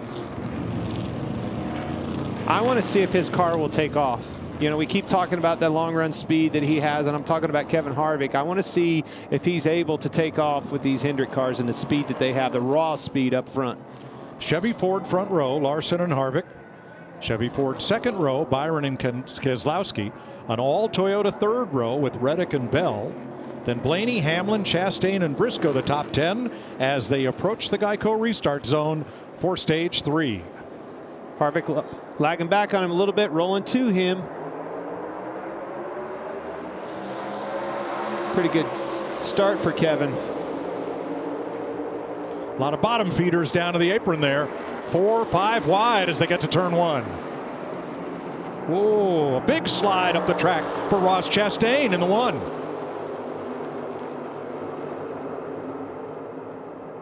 Wow, look at that. That is a traffic jam.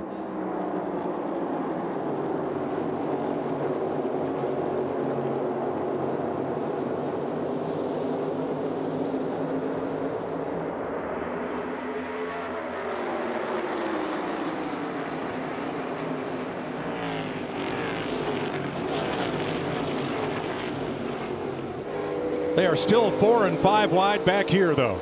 They pour them into a funnel on the front straightaway, and then they have to sort it out in turns 1 and 2. Josh Berry right there on the inside of Chris Buescher. Doing a good job. Giving him a wheel. Yeah, he is. We talked about that. Everybody's leaning on Josh Berry. He's a rookie. You're gonna have to expect that. But Josh Berry's doing a good job on that 9. This is the Josh Berry that we've knew in the Xfinity Series and knew his capabilities. Got them elbows up, going at it against these boys. He's the meat in the sandwich here. With Buescher on the inside, Suarez and Logano on the outside. Doesn't look like it's over for Josh Berry to have to be in the thick of it here. Doesn't look like it's over for that Joey Logano either. It wasn't too long ago he was a lap down. Coming back on that, man, unbelievable turnaround for him. Got some adjustments. You know he's going to be aggressive behind the wheel. He's doing everything he can do on these restarts, going with it or not. Such a sign of a strong team and also an experienced driver. To be able to turn it around in the race and be in contention is not an easy task. I think I call them champions, Danica. He sure is.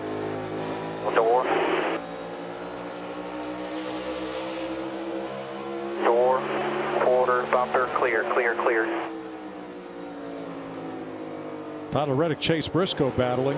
1 penalty on that last round of stops, and it was Ty Gibbs too fast entering, so he restarted at the tail end of the lead lap cars. Danica Reddick's been your guy. You've been talking about him. You know, he's kind of moves up and then falls back, have a little bit of trouble all over the place and on the pit road. That car's extremely fast. I think he's definitely shows the signs of the speed. We just got to get it to some clean air, get that track position, and I think he can take off. Well, he's a young, aggressive driver, so, there's probably some mistakes. Look at him. He's, coming off the corner. You saw him both ends, coming out of 2, coming out of 4. He's catching it. Experience would say maybe don't slide the car too much at this point in time. You've got a long way to go, but that's what makes it exciting to watch him. Here's Alex Bowman, who had fallen a bit off pace. Ran his fastest lap of the day, though, just a lap ago. So trying to fight his way back, and apparently we've got a glitch on our scoring, which showed him much further back than he is. That's now been repaired. He is in 10th place and just ran his personal fastest lap. Kyle Busch rebounding from a double penalty back at the end of stage 1 for an uncontrolled tire and speeding. But Kyle has worked his way back up into the top 20 here, 17th. Heard him hit the rev limiter right there just the least little bit. Left it in fifth gear, fourth gear. Didn't elect to shift down that back straightaway. You see him shift to fifth right there. Be back down fourth right there. Let's see if he leaves it in fourth gear all the way down the back straightaway. Regan? Well, Mike, update on the 23 of Bubba Wallace had worked his way just outside of the top 10, was having a good day. That last pit stop, though, they had to spend extra time on pit road with the right front. The hat bolt was backing out of the right front of the car. They had to tighten that up to make sure it was good to get through to the end of the race. You don't hear that happen often. Well, we used to. But when we first went to this car, those hat bolts would push that was a big reason why the nuts were coming off. The hat bolts were backing off of the wheel there and it was pushing that nut off, and maybe that been something going on with the 10 car as well. 2 of the 3 leading Toyotas battling side by side. Tyler Reddick, Denny Hamlin with the preferred line there on the outside. Reddick's coming right back after him. Be a hard thing to race your boss right there, Danica. Done it. You've done it too. Yeah. Being out there with Tony, it's you forget it's still your racing boss out though. there. You do. Yeah. You totally do. You totally do. And they're happy with there's a certain amount of pride when you do well too. I can remember one of the times it was Martinsville, my first Martinsville, and Smoke said, "You tore the stickers off my door when you went by," and I was like, "I don't really know what that means. Are you mad?" But he was happy. Joey Logano, Ross Chastain, they're fighting for 12th. Chastain, the point leader, top 3 in both Phoenix races last year. Yeah, not the restart that he wanted. We saw it right there off the bat, slipping, sliding around the 1 up in front of everybody, created a 4-wide scenario, and he's still sliding back. Flip side of that is that 22 Logano, he's coming. Yeah, as we look at the leaders, we're looking at Kyle Larson. He is pulling second place right now, Kevin Harvick. And what I'm seeing is that the gap is getting bigger, and Kevin's moving around now. William Byron's still running the bottom, but Kevin's moved up top in 3 and 4, and it looks like he's probably trying to find something. Obviously, we've seen Hendrick be so strong all day, and it looks like that's still the case. Don't look now, but Kevin Harvick just ran his own personal fastest lap of the day. Well, just be quiet then. Will Kyle Larson or Kevin Harvick capture this trophy in Phoenix today, or will it be someone else?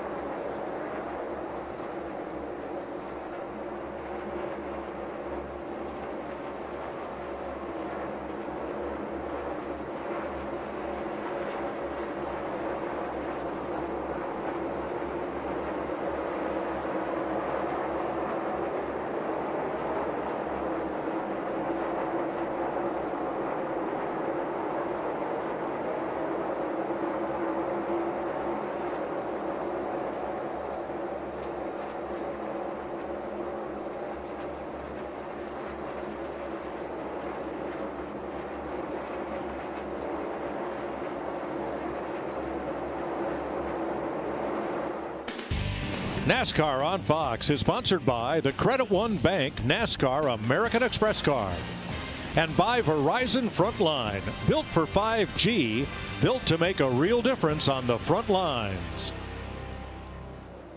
Kyle Larson leading Kevin Harvick by 2.9 seconds here. Your Credit One Bank ones to watch. Certainly Larson, the prohibitive favorite coming in here. Won the practice session in all categories, won the pole, led the most laps. Who are some of the other ones to watch and why? Well, we certainly knew that 5 car was going to be the one to watch, the one to beat. I don't care. He's going to be the one to beat. But how do you beat him? The 24 car, extremely fast when he's up front. You're going to have to beat him out of the pits. I do not think that 5 car wins you the race off of pit road and you pass him on that racetrack. But Danica, this 4 car, the closer, huh? He's super fast, but what if we're in the scenario where there's a late caution and a restart? I'm going long shot Tyler Reddick. He's wild, he's crazy, he's making the track really wide, so I'm just going to throw that out there. I don't know how you're going to beat Kyle Larson. You kind of gave an idea, but that's my long shot. He and Christopher Bell will be Toyotas to watch, but the closer, Kevin Harvick. 9 wins here, top 10 in the last umpty-ump races, 19 that is. Yeah, if we get a long run at the end, well, I'm looking at the 4 car. Who else? Well, Mike, there were 2 drivers that came into this race on streaks, top 10 streaks. The only 2 that had a top 10 in both races of 2023. I think that's who we're watching in, Jamie. Yeah, I've got my eyes on Alex Bowman. I don't think he's going to be a threat for the win, but Larry said he's been consistent all year long in the top 10. Started back in 18th, finds himself in 10th right now, though. Yeah, and we're going to keep watching Daniel Suarez, the other driver with 3 top 10s. He's been running back there about 11th, just outside the top 10. Maybe a late race pit stop can get that 99, where he will have 4 consecutive top 10s, Mike. Thanks, Larry. So those are some of your Credit One Bank ones to watch with 95 laps to go. I'm really shocked, and including me, the reason we don't keep talking about Keselowski as the one to watch, because we go back to all of our history, right? The history of last year here. He wasn't a factor in this race. I'm telling you, RFK, and more importantly, that 6 car with Brad Keselowski behind the wheel of that thing, they're going to be a factor this year. They've shown the speed. He's qualifying well. He's running up front. He'll be a part of that conversation, not only this weekend, but for many races to come. I'm telling you, that company's back. Oh, he's in the mix. He's just a couple of tenths ahead of the number 11, Denny Hamlin. They keeping a close eye on one another. Jamie? Well, you mentioned the 48 of Alex Bowman sitting there in the 10th spot. Didn't have a good qualifying effort. 18th, and I talked to his crew chief, Blake Harris. He said, we have had this race circled. Alex has struggled here. It's his home track. He wants to perform. Said these are the important days. You start mid-pack, you work your way out of the Hornet's Nest, and you make your way into the top 10. They've been working on the car, still have more work to do, but it's getting better. He's trying to keep that top 10 streak alive. Regan? Well, you guys mentioned the 6 of Brad Keselowski in RFK. Let's not forget about his teammate in the 17, Chris Buescher. A strong run for them today. Been fighting the middle of the corner just a little bit, but Chris Buescher, notably not one of his better racetracks here. Only 1 top 10 in 14 starts and having a very good run right now. Thanks, Regan. Now, William Byron finds himself in a interesting and not positive position. He's fallen to 5.5 seconds back of the lead. I believe that's about the furthest he has been back all day. Yeah, take all that back out while I get a chance. You're doing good. Keep fighting for me, okay? Keep fighting. That's exactly what you were looking for. Yeah, take that back out when you get a chance. Right. Unfortunately, that only chance that's not a standard chance is right there. You see it in the bar. Only been that 1 caution with the 10 car having trouble with his wheel. Other than that, not very many chances to make them adjustments and get it back on track.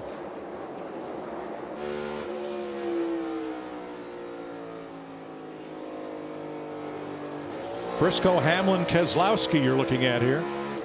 Still by 7 out the back. 6th, 7th, and 8th. You heard Larry talking about drivers going clear down to 3rd gear, and that's exactly what you heard with Briscoe. 3rd gear, 4th gear, all the way to 5th gear, back down to 4th gear. Workload through the roof for these guys. He was the first to show us that with this new car and this 5-speed sequential gearbox, you're going to be doing a lot of shifting. Last year he did it at the Coliseum. He did it here to very good effect, ending up in victory lane, and that became the standard pretty much. Well, we talked about it in qualifying with the difference between the drivers, but this shifting, as we're watching him do it, it's a tool.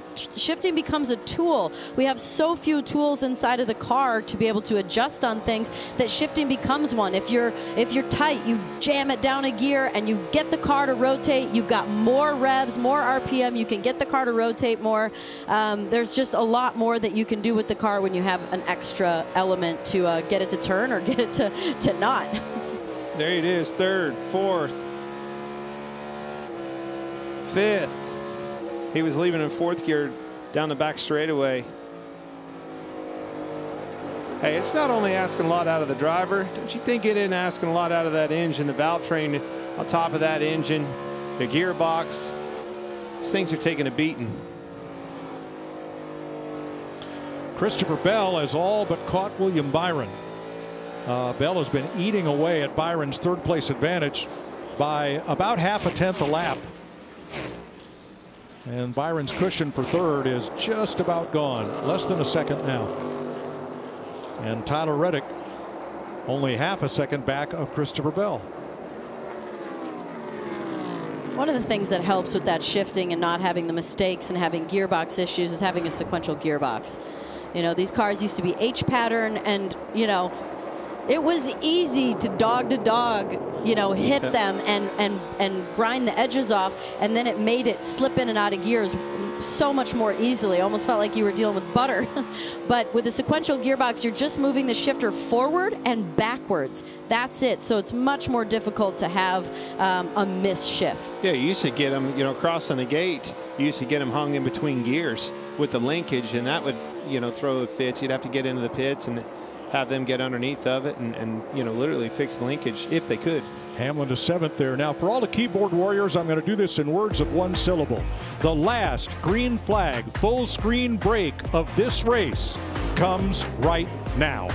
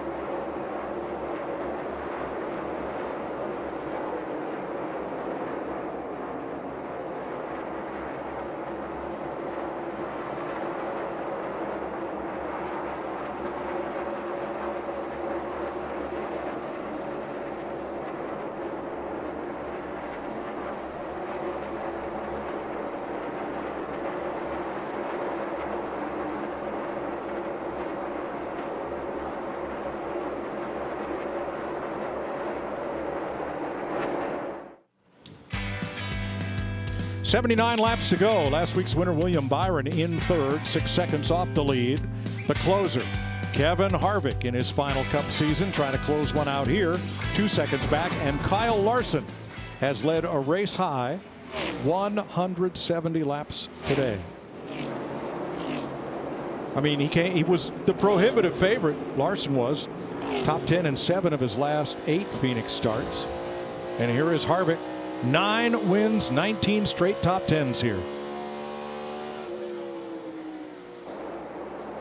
And you got William Byron, led early, lost that lead in the pit area, and hasn't been able to recapture that. But I still think the speed is in that race car. Christopher Bell has caught Byron for third. Bell with 2 top 5 finishes this season, and he's finished top 10 in 3 of the last 4 here. But look back, not too far behind them. You've got Tyler Reddick. I said, man, I think he's one to watch. He's a fast driver. I'm not sure exactly how he's been falling off in these runs exactly. I think he's been pretty steady. He's definitely one to explore the space out there. You see him up high coming off of turn 4. And as they start to battle in front of him, he's going to catch them, and that'll be interesting. Reddick was third here last year. Brad Keselowski, 13 Phoenix top 10s. Didn't have a top 20 finish last year here. Didn't run a single lap in the top 10, but he is having a very strong day. Running takes me back to Friday's practice. No Toyotas really showed up on the speed charts. I was thinking, man, the Toyota camp's in trouble. We go to qualifying yesterday. Denny Hamlin shows up, puts that baby on the outside front row. 2-time Phoenix winner Hamlin in 7th, but Chase Briscoe in hot pursuit, last year's winner. It's a pretty big pickup. He qualified 24th. He's now battling Denny Hamlin, who started 2nd for 7th place. Grinding it out, heading in the right direction, definitely trending up. And the pass made to the inside and completed off of turn 4 to the finish line. Maybe. Hamlin looks for the crossover. You're always trying to take the lane from him, but well, they got the momentum. He got the position. He did, slid up in front of him, and then ran into trouble. Note that Christopher Bell has taken 3rd from William Byron. How about that? William is not happy with that car. Made an adjustment, said we got to get this thing back out and have to wait till that pit stop. Let's go to Ryan Blaney, who is in 9th place in his Team Penske Ford. Top 5 in the last 3 here. He's looking for his 6th straight top 10 at Phoenix.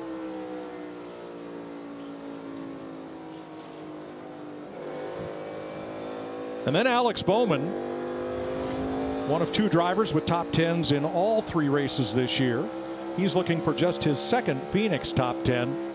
But he had a great save earlier, which is going to be today's big move, sponsored by Pods. What'd you say, Danica? Save them all? That's what it says on his taillight panel? You can see that right on his bumper right there. Wow, he saved that one. Save them all. He sure did. It's a good one. And as Clint said, these cars are really hard to save, so you can see him dump the throttle and save it, and he did a great job. That's our big move, sponsored by Pods. I'm telling you, these pit stops are going to be opening pretty soon. It's so close. Somebody's going to have to do something to differentiate yourself from that leader. Who's it going to be? They're going to short pit him? We saw Denny pit first when it came to green flag stops at the beginning, but I'm going to call William Byron to be one of the first ones to come in. He's dropped back. He's not commanding those 1st and 2nd spots like he was with Hendrick. And he's needing it, right? He's needing this. Exactly. He wanted to be in pit road, making that adjustment. Josh Berry was the first of the lead lap cars to pit, Larry. 4 cars ready. Yeah, what I would do, Mike, I would say somewhere around 250 to 255, but I would come here in the next couple of laps if you're going to try to leapfrog these guys. Corey LaJoie is in. Yeah, it doesn't do any good, Larry, to just come in a lap before they're going to. You got to do something that separates yourself quite a bit out there. Put that pressure on them to say, I don't know if I'm comfortable coming this next lap. Maybe 2 or 3, 4, 5 more laps. Then you've separated yourself. Michael McDowell is in. He qualified in the top 10 here yesterday. Austin Cindric and Joey Logano. That's one. That's definitely differentiating yourself, taking advantage of this. Let's see. Put these 4 fresh tires on. Make an impact. Catch that. Narrow that gap. Tyler Reddick is on pit road, and so is Brad Keselowski, and more takers as well. These are the ones that I think are going to start drawing those guys down pit road. You start taking somebody in 4th, 5th place, Keselowski, a Reddick, going to put the pressure on them other guys leading this race. Regan. Like Tyler Reddick in the 45. That car's loose into turns 1 and 3 right now for him. He came and mentioned a brake shake a few laps ago with that, something to keep an eye out for him. And the 6 of Brad Keselowski, his car, the further they get, the better that race car has been getting for him. Now Kyle Larson stays out. Corey LaJoie on fresh tires just passed the race leader. Here's Byron in. Jamie. William Byron said he needs to tighten up this car. They've been adjusting on it every single stop. They worked the left side 4 tires here for the 24. Kevin Harvick's getting right in front of the 24 as he makes his way down pit road. Just too free, wants to tighten that car up. Needs more rear grip on the 4 of Kevin Harvick. And the leader Larson is in. Christopher Bell completes his stop. William Byron out. Chase Briscoe, Denny Hamlin as Larson comes to his pit. Regan. Mike, it's been tons of information on the radio from Cliff Daniels to Kyle Larson about exactly what the 4 car is doing and when he is doing it. They're happy with their race car, but updating him on lines and everything else that he can do to continue to go good with that car. Quick work for Larson's crew. Daniel Suarez team at work, trying to keep him on the lead lap and get us cycled back through. Bubba Wallace has not stopped. He's in now. Eric Jones has not stopped. So here they are. Look how close that was. That's why you short pit, folks. Almost worked for Kevin Harvick in the 4 car. So close to beating that 5 to that point position. By pitting a lap ahead of Larson, Harvick was 1.2 seconds back, and now he's on Larson's bumper. Man, that was close. One more lap. That would have been the difference.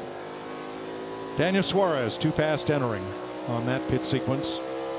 I tell you what, it's still a long ways to the house here, Larry. I think this long run, if Kevin, a lot of traffic in front of them guys, if he can utilize that long run speed, you see him slipping, sliding around, got on the apron a little bit. He's going to lose some time there, but if he can capitalize on some long run speed with the traffic they have and 64 laps to go, that might help him.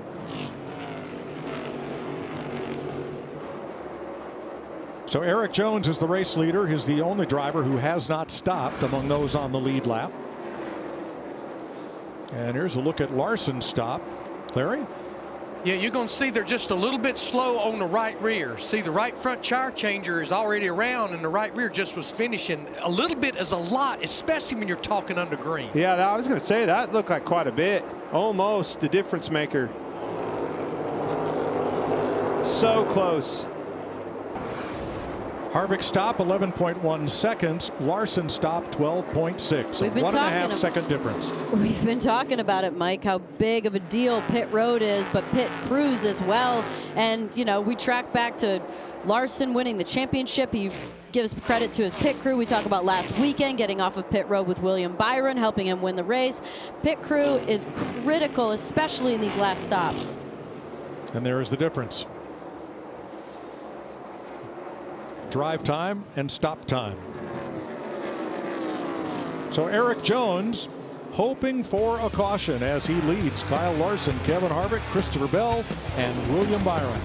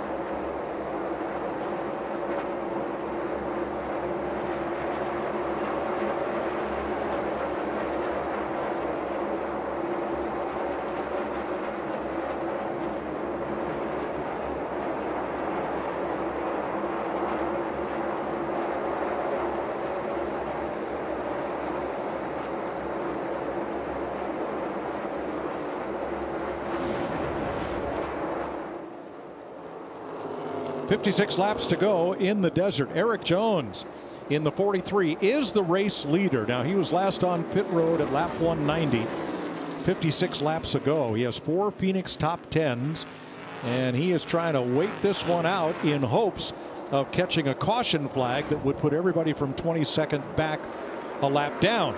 But Kyle Larson has closed to within 3 seconds of Jones even after making a pit stop. So the lead is going to change hands here before long. Here's Larson, who has about half a second on Kevin Harvick.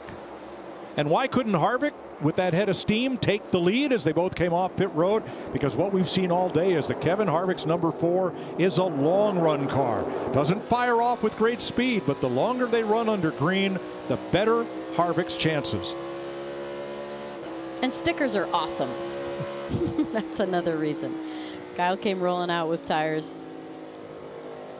He's trying everything he can do. Kevin is all over this racetrack trying to find that grip, trying to find a line around that 5 car.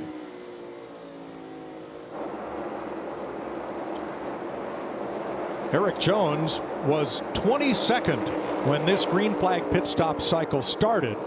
We'll see where he comes out after he makes his stop.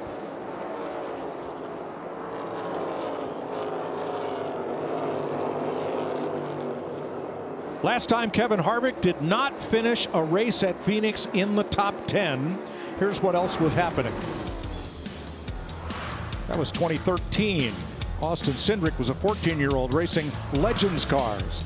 Noah Gragson was 14. Harrison Burton was 12, but winning. Ty Gibbs was 10.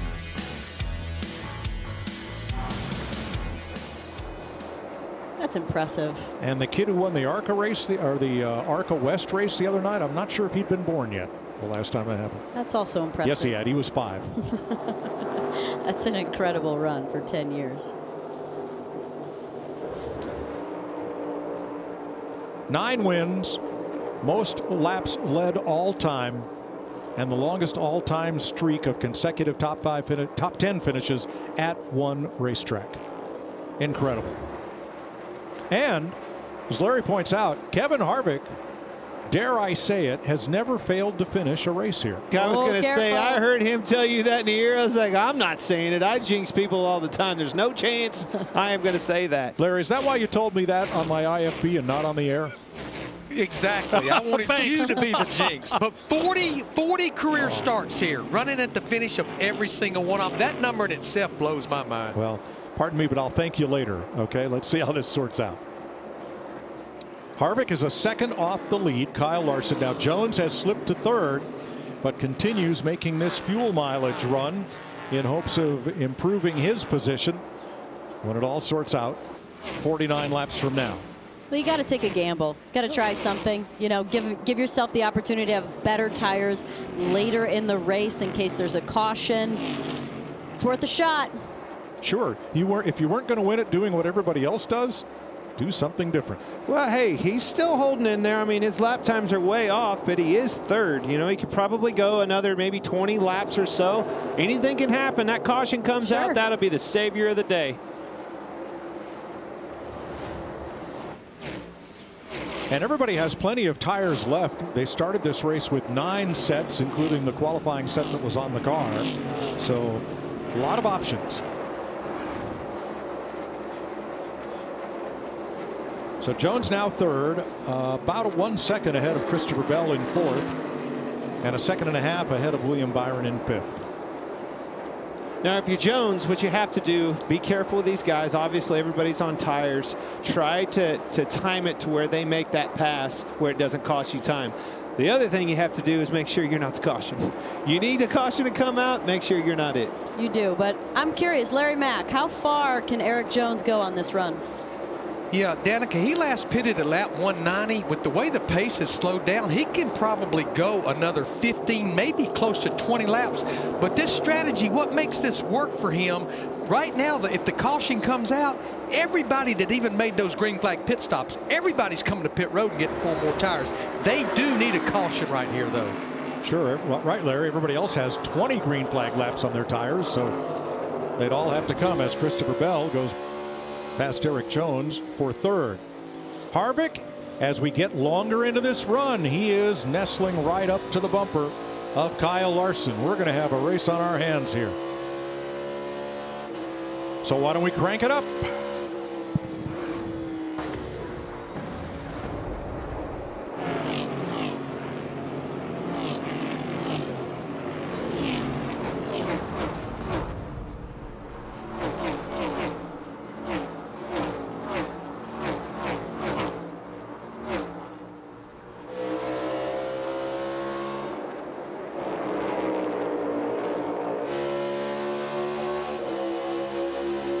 Even. Door. Back to even. Still even. Still way up there, door. Right rear, you're clear off. How about There you that? go. Made the Front pass. now. Lapper in front. Right I back heard to your even rhythm. on there. Forget crank it up. Clint's cranking it up. I'm cranking it up because the 4 car just made the pass for the lead. I haven't All the seen way. that done the whole time. Unbelievable. Did not see this coming whatsoever. The 5 car somehow, some way just got passed. Now, can Larson take it back? We were wondering, how was anyone going to beat Kyle Larson? And I think the answer is a long run. I'm dumbfounded. I saw the 5 car slip up the last time Still in out 3 there. and 4, missed the bottom at least a little Still bit, there. kind of got loose up off. Clear. Good job. Back And to the your next rhythm here. corner, he made the pass.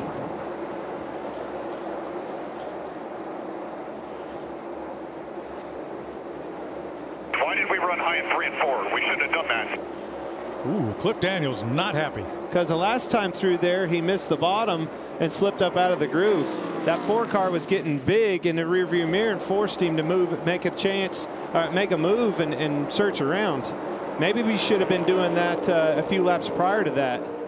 And all day they've all been talking about, once you catch someone, how difficult it is to make the pass. That's something Kyle Larson's going to have to find out now. You see him slipping and sliding around again. That car is it's out of shape. It's for whatever reason. I don't know if they made an adjustment or what, but he's got his hands full. Brad Keselowski, Ryan Blaney, Chase Briscoe. This is the race for 6th place.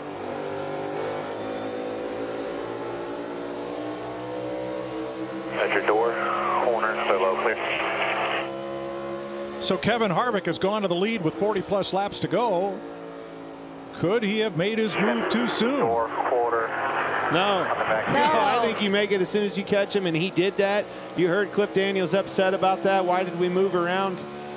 This whole race has been turned upside down. 40 to go, folks. All right, coming into the closing laps at Phoenix, we're going to take our final side-by-side green flag break. Kevin Harvick now leading Kyle Larson by 1.2 seconds.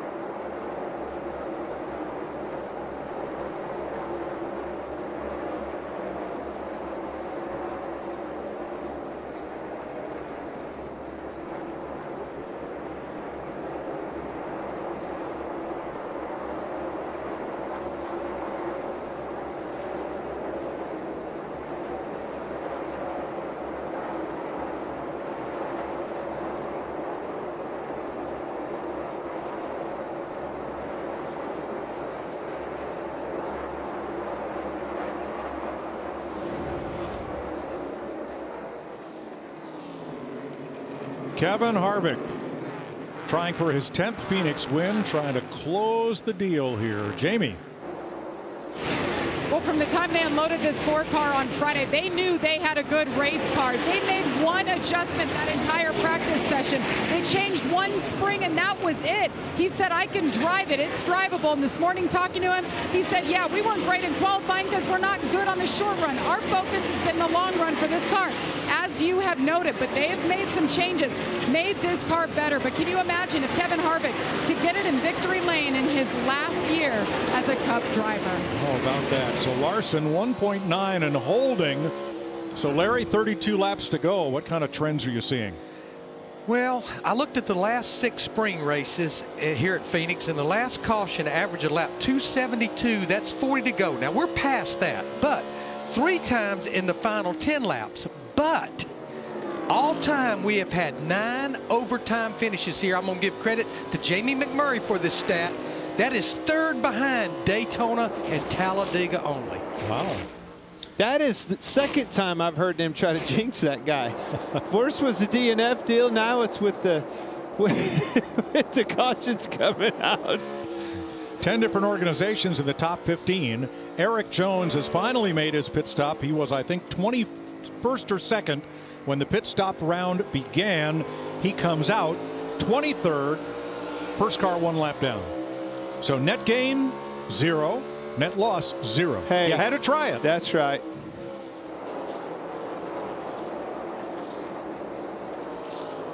Your day's not very good. You know, you got to do something to try. They tried, and it could have worked for them. Unfortunately, it didn't. But boy, if that caution would have come out, huge save to the 43. Side 4 again. 30 laps to go, and leader Kevin Harvick having a bit of difficulty getting past rookie Ty Gibbs. Well, you're down to now with the cars you're lapping are cars that you're trying to get down a lap. You know, they're going to lose a lap by doing that. They're going to fight you for every inch of that real estate, taking the preferred line away from you. And this is hard on a leader. You know, he's the one that encounters that. As soon as the 2nd place car catches them, they let him go because it doesn't matter. But they're going to fight that leader. That gives a guy like Kyle Larson a chance to run him back down. Well, today is going to be a nice rebound for Stewart Haas, which is off to a tough start this season. Only 1 top 5 finish and 5 DNFs, mostly due to accidents. Average finish 23rd, but they have Harvick here in the lead, Briscoe in 8th place, Ryan Preece in 17th, and Eric Almirola off pace because of losing that wheel and tire. Yeah, when you talk about Stewart Haas, you know, I think we talked about this, you know, Danica, in the pre-race show. There's always one car running good over there. You've got to figure out how to get all 4 cars running good if you're going to be a 4-car, you know, powerhouse team. And certainly Ryan Preece, you know, the 10 car has been struggling all weekend long. They've got work to do still. Just because you got your best car at its best racetrack up front doesn't mean you have work to do. And I know they know that. Yeah, it's, you know, the crew chiefs make a really big difference in Cup racing and in stock car racing. It's, you know, when a driver gets changed out, which has happened in the past, I've experienced it, the driver switches out and not the cars. Like, the crew chief keeps all of the cars, and all you do is switch the driver and their seat out. So it just shows how much of a baby every little element of the car and everything that goes with that number does. So crew chiefs make a big deal, and obviously that's the case with Kevin Harvick and Rodney. And we just saw Kyle Larson come around 3 and 4. They're ringing the bottom, trying to shorten the way around this racetrack as much as he possibly can to try to narrow that 2.3 second deficit to Kevin Harvick. Yeah, he's just not able to run the lap time, though. I mean, you know, you're a 28.87 with the leader Harvick, and he's a 29.25. Now, flip side of that, let me tell you this: Christopher Bell running 3rd. He's the only one in the 28-second bracket other than Kevin Harvick. Something happens here in the 20 car can gain this track position. If this caution does come out, maybe Christopher Bell's got another opportunity. Larson ahead of Zane Smith, who is 30th, 3 laps back. And William Byron, victory lane last week, stage 1 winner this week, And Byron now 6.7 seconds back in 4th. You see Harvick trying to pass Bubba right there. Bubba took that line away. These are things as a leader that make it very difficult to pass lap cars because they're racing you for their lives right now. They do not want to go a lap down. No, and it's so close to the end, and they think if a caution comes out, as you know, if you're Bubba right now and you lay back just a little bit or don't play it super tough and the caution comes out the next lap, you're kicking yourself. Wallace's team had a bad stop in that last round, and he's been unable to move forward ever since. He is now a lap down in 21st. Yeah, it just takes me back to the pit stops. You know, Kevin Harvick was complaining too loose the last 2 stops. Did they tighten him up? Obviously they did something. That car came to life, drove right around the leader. And the flip side of that, did Larson, did they adjust, make an adjustment, got that car up on top of the racetrack and loose for him? Those are the things that, you know, from this perspective, Danica, when you're driving and you drive all these years, you know, what happened there? Right. Sometimes it's nothing. Sometimes it's just a different set of tires can upset that car. Yes, that's true. It is true. Tires sometimes have a little variance. But, you know, as we've trended throughout the race, Hendrick was so strong, and Larson and William Byron were just, you know, walking away with it. We were wondering if they were just going to stink up the show the entire day. But, you know, now we've got Kevin Harvick in the lead. Christopher Bell's right up there. You know, there's been some cars that have come into the mix. So has the track gone away from him, or have other cars just made better changes? You know, we heard early on with both Kyle and William, they weren't really complaining about their car. They're just like, it's pretty good, you know? The balance is there. It's just a matter of who was in the lead. So maybe they just didn't tweak on it enough. Well, you said it. They, you know, the track. You're starting to see shadows on those cars. You know, the sun's starting to go down. Maybe it's changing some conditions out there. Plays in one car's hands other than the other, and you know that's a valid conversation there. But I mean, proof's in the pudding. Look no further than the difference that it made with that 4 car. Just boom, came to life. Well, let's listen in on 2nd place, Kyle Larson. If we get a chance to work on it again, what can I do to help you? Nothing for this amount of runs. Of course. On my short run, I'm just not as good as before, and I'm guessing the 20 behind me. Short run's fine. Car is fine for short runs. There it is again. If they get a chance to work on it, all he needs is another green flag. You know what, though? Kevin didn't necessarily pass him on a long run. That wasn't very deep into that run. Maybe, what, 20 laps that he caught him. The whole day, Kevin has been good 30, 35 plus laps on, you know, in that first stage. Look at that. He really didn't start showing an advantage until at least 35 laps of the 60. Well, you've got to look at then if Kyle and them are not complaining, William not complaining about the balance, but Kevin there was some more potential speed in his car. They just didn't hit it right yet. So as they do get closer to hitting it, all of a sudden they're in the mix. Here's the Toyota cam on board Martin Truex, who is now the last car on the lead lap in 18th place. 50 laps on your tires. 7 to go.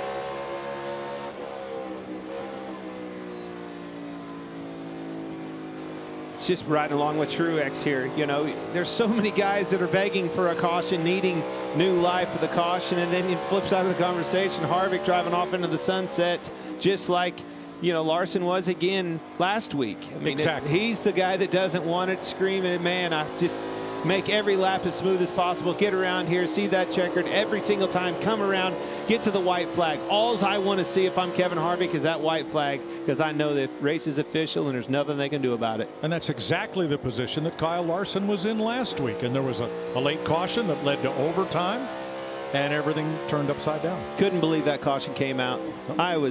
I saw it and I couldn't believe my eyes. Very exciting. Unbelievable. I wouldn't mind it today.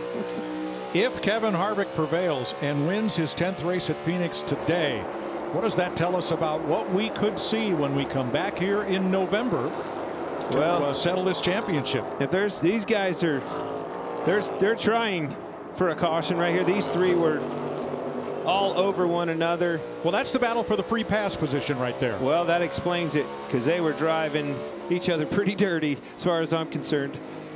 Slide jobs.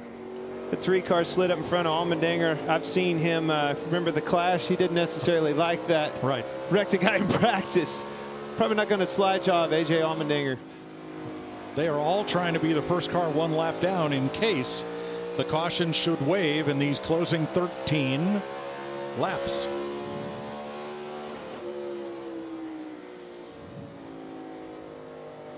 Who else has 10 wins at a single racetrack? Richard Petty at 5 different tracks. 5 different tracks. Darrell Waltrip, Bristol and Martinsville. David Pearson, great at Darlington. Dale Earnhardt at Talladega, and Jimmy Johnson at Dover. Those are your dominators right there. Pretty exclusive group. Yes, it is. Richard Petty, 5 different tracks. Yeah. 10 wins. That's 50 wins. Out of 200. Yeah. At 5 different tracks, yes.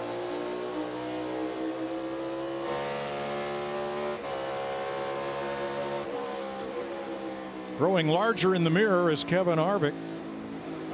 The mirror of Martin Truex, trying to stay on the lead lap here. Domain 83. Spin! Harrison Burton. Front straightaway, caution, a very quick caution as Burton very quickly got righted and drove away, but the yellow flag was already waving. Well, now there'll be debris, so that's appropriate. The tire's blown. That one was a pretty quick caution there. I don't know if I blame him, but that was pretty fast. The debris is going to be whatever's flying out of the number 4 pit box right this minute. Oh, gosh. There it is, folks. Kyle didn't want to see it last week. Kevin and Rodney don't want to see it this week. It's exciting to watch, but it's not fun when you're the leader. Yes, I hear you, hon. No. I hear you. I hear you. Does this, man, this comes down to this pit stop. I know it, honey. I know. I cannot believe it either. Watch this. Harrison Burton up on the top of the screen, spins, gets it sideways all by himself. Looking back from Alex Kind of Bowman. spins down on the apron, gets it gathered back up. Not sure if the flat tire caused the spin or the spin caused the flat tire. And you know what? It doesn't matter now. When he locked it down, I'm thinking that's what blew the tire, but oh boy. Well, they're cheering in the number 3 pits. Austin Dillon gets the free pass. Tell you who's cheering. This 5 camp. Oh, yes. They needed that. This is their only chance.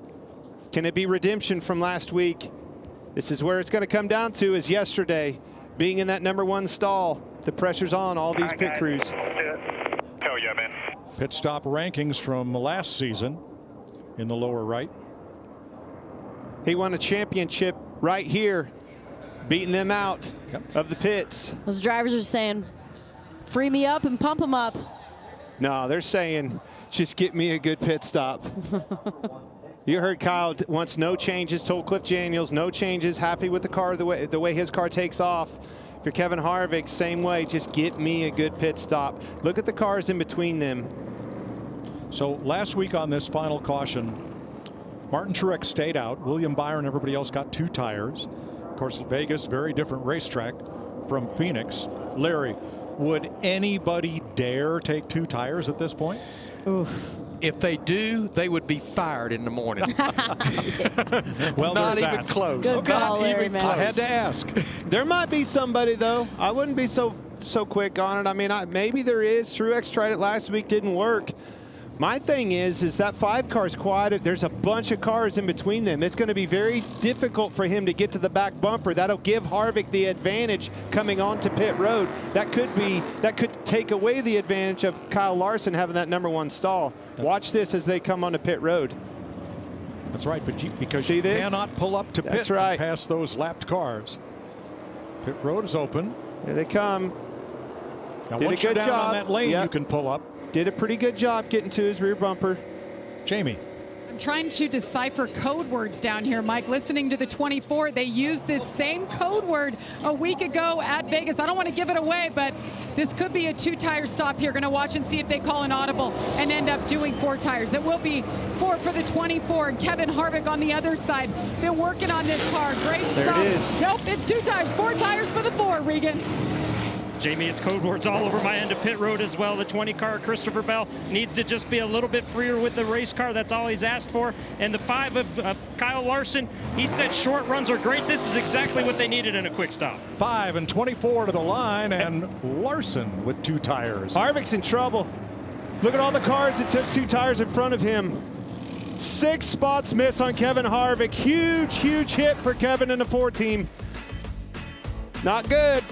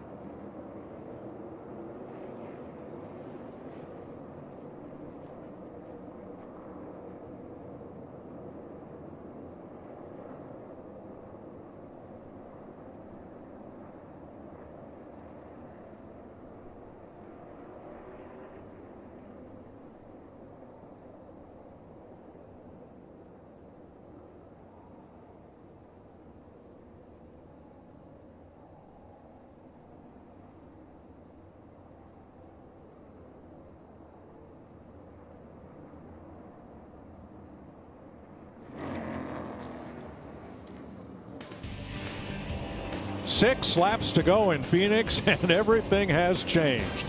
Larson, Byron with 2 tires. Blaney, Chastain, Busch, Hamlin, and then Harvick. Now watch Jeff Cordero, the front tire changer on William Byron here, as they get 2 tires, and they don't waste a millisecond getting Byron out of that pit, and Cordero's got to do a big jump there to get away. Woo! That's as quick as you They can do. practice that timing a lot, those guys. Woo, That was- wow, wow, woo, so Yeah, close. That was a Although brushback. I don't know if they've got someone in the car that's that quick to the trigger, so. Hey, Good job. There's 6 crew chiefs that took 2 tires that's getting fired after this race, Larry. Oh, boy. You didn't say 2. You said stay out. You didn't say 2. You said stay out. Jamie.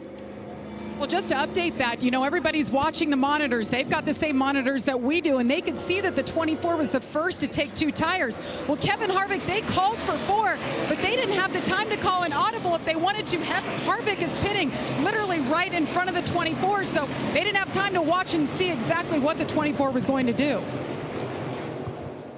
This choose is going to be important. How do you get those 4 tires in advantage with your Kevin Harvick? Pay attention to where he chooses here. Probably going to be the outside, going to be somewhere where I can get some track, some open real estate. Take advantage of my 4 over those 2. I hear you, Rodney. I know it, buddy. What would you take, Clint? High or low? You got to go where they don't. Give Go where yourself they're an not. opportunity to get down. Maybe even low. Go around that apron all the way around. Shoot through the middle. You know they're going to try to shoot across the track and use the outside. They're going to be on the bottom. Yep. His best chance, Harvick's, is if all these 2 tire guys pick the bottom, take the low route, and give him room up top. There it is. I'm going to call going low in 1 and 2. 4 tires way, way below the apron. Larson I'm going to to the call bottom. go super low there. He's going to the bottom. Yeah. I think that given what you have in front of you, that's your only choice. Yep. Going to try to roll around that bottom. Everybody else slides up on their 2 tires, opens the door for you. And then you catch a caution, right? Then you catch a caution, another caution, green, white, checkered, put this thing in overtime again. Now you might have an opportunity. Might create the caution, huh? See about that, too. It'll be 3 laps to go, and that's just not enough for Harvick's long run advantage to kick in. However, having 4 fresh tires instead of 2, that could be the difference. He's going to need a caution to win this race. Puts it right back into 5 and 24. Byron He was down and out. Down and out. Blaney, new life. Yep, second row, Blaney and Chastain. Third row, Busch and Hamlin. Then Harvick and Briscoe, Reddick and Keselowski. Set to settle this with 3 laps to go. Green flag. Big jump. That 12 car's right on his bumpers. Moving down. Big block. Back in line. We're back up a little bit, back inside now. 12's going to make it 3 wide in the inside. Here comes Harvick in the middle. He's going to get a run. Harvick takes the shot up the middle. There's Larson, that 45. the leader. Harvick got the door shut on him. There's Reddick, 45. I said a late caution. He's going to be interesting. Around another caution. And caution waves. Harvick didn't get up as much as I thought he was going to. They closed the door on him, but he's still up a few positions where he started.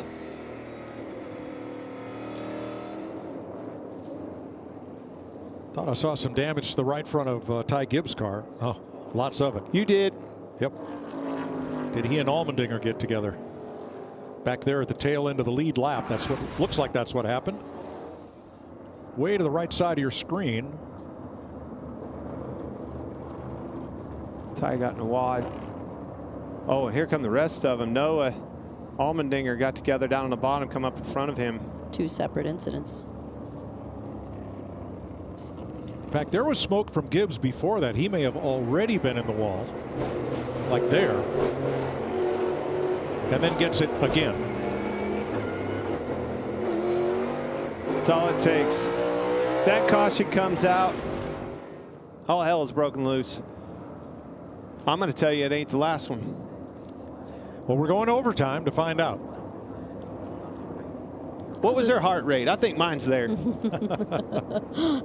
When Ryan Blaney went to the inside of Kyle Larson and got on his left rear corner, my hands went in the air and my heart rate went up too. Well, the only trouble with taking the outside is if that inner lane fills and comes up the racetrack, you're boxed in. Where are you going to go? Shut the door off, and that's exactly what happened to Kevin Harvick. He had a good shot. He shot the middle and you know, got up there, got in position, and they all come off the bottom, closed the door on him. So it'll come down to the choose. Oh, they put the 11 back ahead of him. Kevin didn't gain anything. Let's show you that last restart. Watch this. Ryan Blaney, huge run, goes to the inside, shuts the door. Kyle shuts the door. He still gets inside and makes it difficult, but couldn't make it happen. That was Harvick shot block. the middle. Yeah, here's the block at the But here middle. he's going to get clogged up here. Hamlin come up on him as the Chastain car was coming down and just closed the door on him. Couldn't go anywhere. Couldn't take advantage of those 4 tires. Nice run by Reddick up to 4th. See him squirt the gas right there, get up to the door of the 11, but then he had to get out of it because the 1 was coming down. Close that door. Actually got into the 11 a little bit. And here's some Kevin Harvick radio. 11 and a 4. Ever see us go our way? Rain over you. I hear you. I hear you, Kevin. That's a tough one, man. Tough pill to swallow. 2 weeks in a row. Saw it with Kyle Larson last week. Could not believe that caution came out. Did. So now Harvick is back to 7th. We'll have the 10th overtime finish at Phoenix. And not only is that win in jeopardy, but his top 10 streak is now in jeopardy, restarting back on the 4th row. I can tell you from the frustration right now, he could care less about that top 10 streak. He wants that win. Lots going to have to happen for him to get it. Like another caution. Stage 1 went caution-free. William Byron and Kyle Larson led all the laps. A few pit road mishaps in stage 2 and 1 uncontrolled tire on Kyle Busch's car. A bit of trip and fall there. Everybody's okay and continue. Eric Almirola lost a wheel, slammed the wall, and the wheel and tire rolled away. Well, most of it. There's what's left of it. Kyle Larson, the winner of stage 2. Hendrick dominance, but going into stage 3, a long green flag run, and Kevin Harvick goes to the lead. A quick spin by Harrison Burton after he shredded a tire in the process, and just as he got going and pulled away, never came to a stop, The caution waved, and now this one for A.J. Allmendinger, Noah Gragson, and Ty Gibbs. That brings you up to date as we go to credit one overtime. Okay. I called Tyler Reddick if it's late cautions, and he is the first one with 4 tires. I think this is going to be interesting, guys. You think? Going to be big time interesting. I mean, any kind of conversation you're talking about, Larson's got to hold all these guys off. You know a big time push is coming from Blaney. Byron's there for another win. Harvick's got to come. Reddick's on 4. So of the leaders, Reddick and Harvick are the ones with 4 tires. We'll have to check on Christopher Bell and Alex Bowman back 8th and 9th. They got 4 tires. And Kyle Busch in 10th. Ready for the choose. Larson bottom, Byron top. 2 by 2, 2 by 2. Harvick to the top again. Pretty much the exact same thing. Behind the 12. Okay, go ahead and go white on 2 and leave it there. And you could always adjust your roll speed a little bit too if you need to. You're going to be great here. Taking the green with the green white checkered. That is Cliff Daniels, crew chief for Kyle Larson. We'll listen to his spotter, Tyler Munn, on the restart. This 12 car is going to be a player. If he gets to the inside of that 5, breaks that momentum, opens the door up for 24, opens the door up for Blaney. Elbows up, going to have to be aggressive. So the United Rentals Work United 500 will be decided with overtime, sponsored by Credit One Bank. Ross Chastain's back up there in the mix too, 5th place. Keep your eye on this Ryan Blaney. He showed it to him last time. Can he do a better job? 2 Chevys on the front row, then a Ford and a Toyota, a Chevy and a Toyota. Here we go, back to green. Not quite as good, but he has some help. You're good, you're good. Get back up, still outside 24. Still outside 24. 24 is on the outside of him, holding there. tough. Still there, you're clear down. Still out there. Somebody's Here comes a run of Blaney. Here he comes. Middle. What's your 45 Reddick with those 4 tires? How high will he go? Blaney to the bottom. Will it stick? Can he get there? Byron will take the white flag. The next flag ends the race. 3 wide per second. Keep an eye on his 45. 4 tires. Can he make it stick? Half to the bottom, 12. He got tight. William Byron. All right, Blaney second. Tyler Reddick boxed in. Boxed in by the 5. No place to go.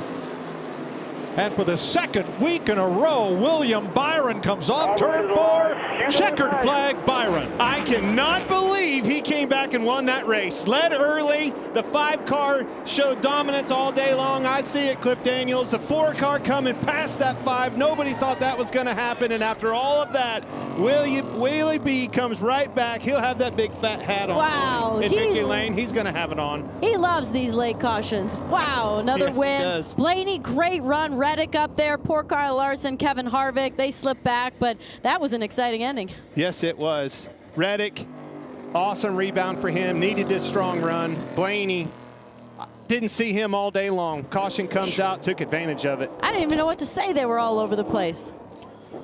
24 cars on the lead lap, and it looked like they were all under a blanket. Driver, pit crew, heck yeah, woo! Awesome job, Pete. Awesome job. Byron specially has been winning in the first 5 races of a season. And now he's won 2 of the first 5. Did a good job holding strong on that outside of Kyle Larson. Put him in a situation. You could see how much it held them both up. Kyle had to get out of the gas, stay off of him. Blaney almost got beside them with a 3-wide battle. That boy, he was aggressive on that restart. Went and won this race. Took it from his teammate. Well, and we saw that short run speed come back to serve them well.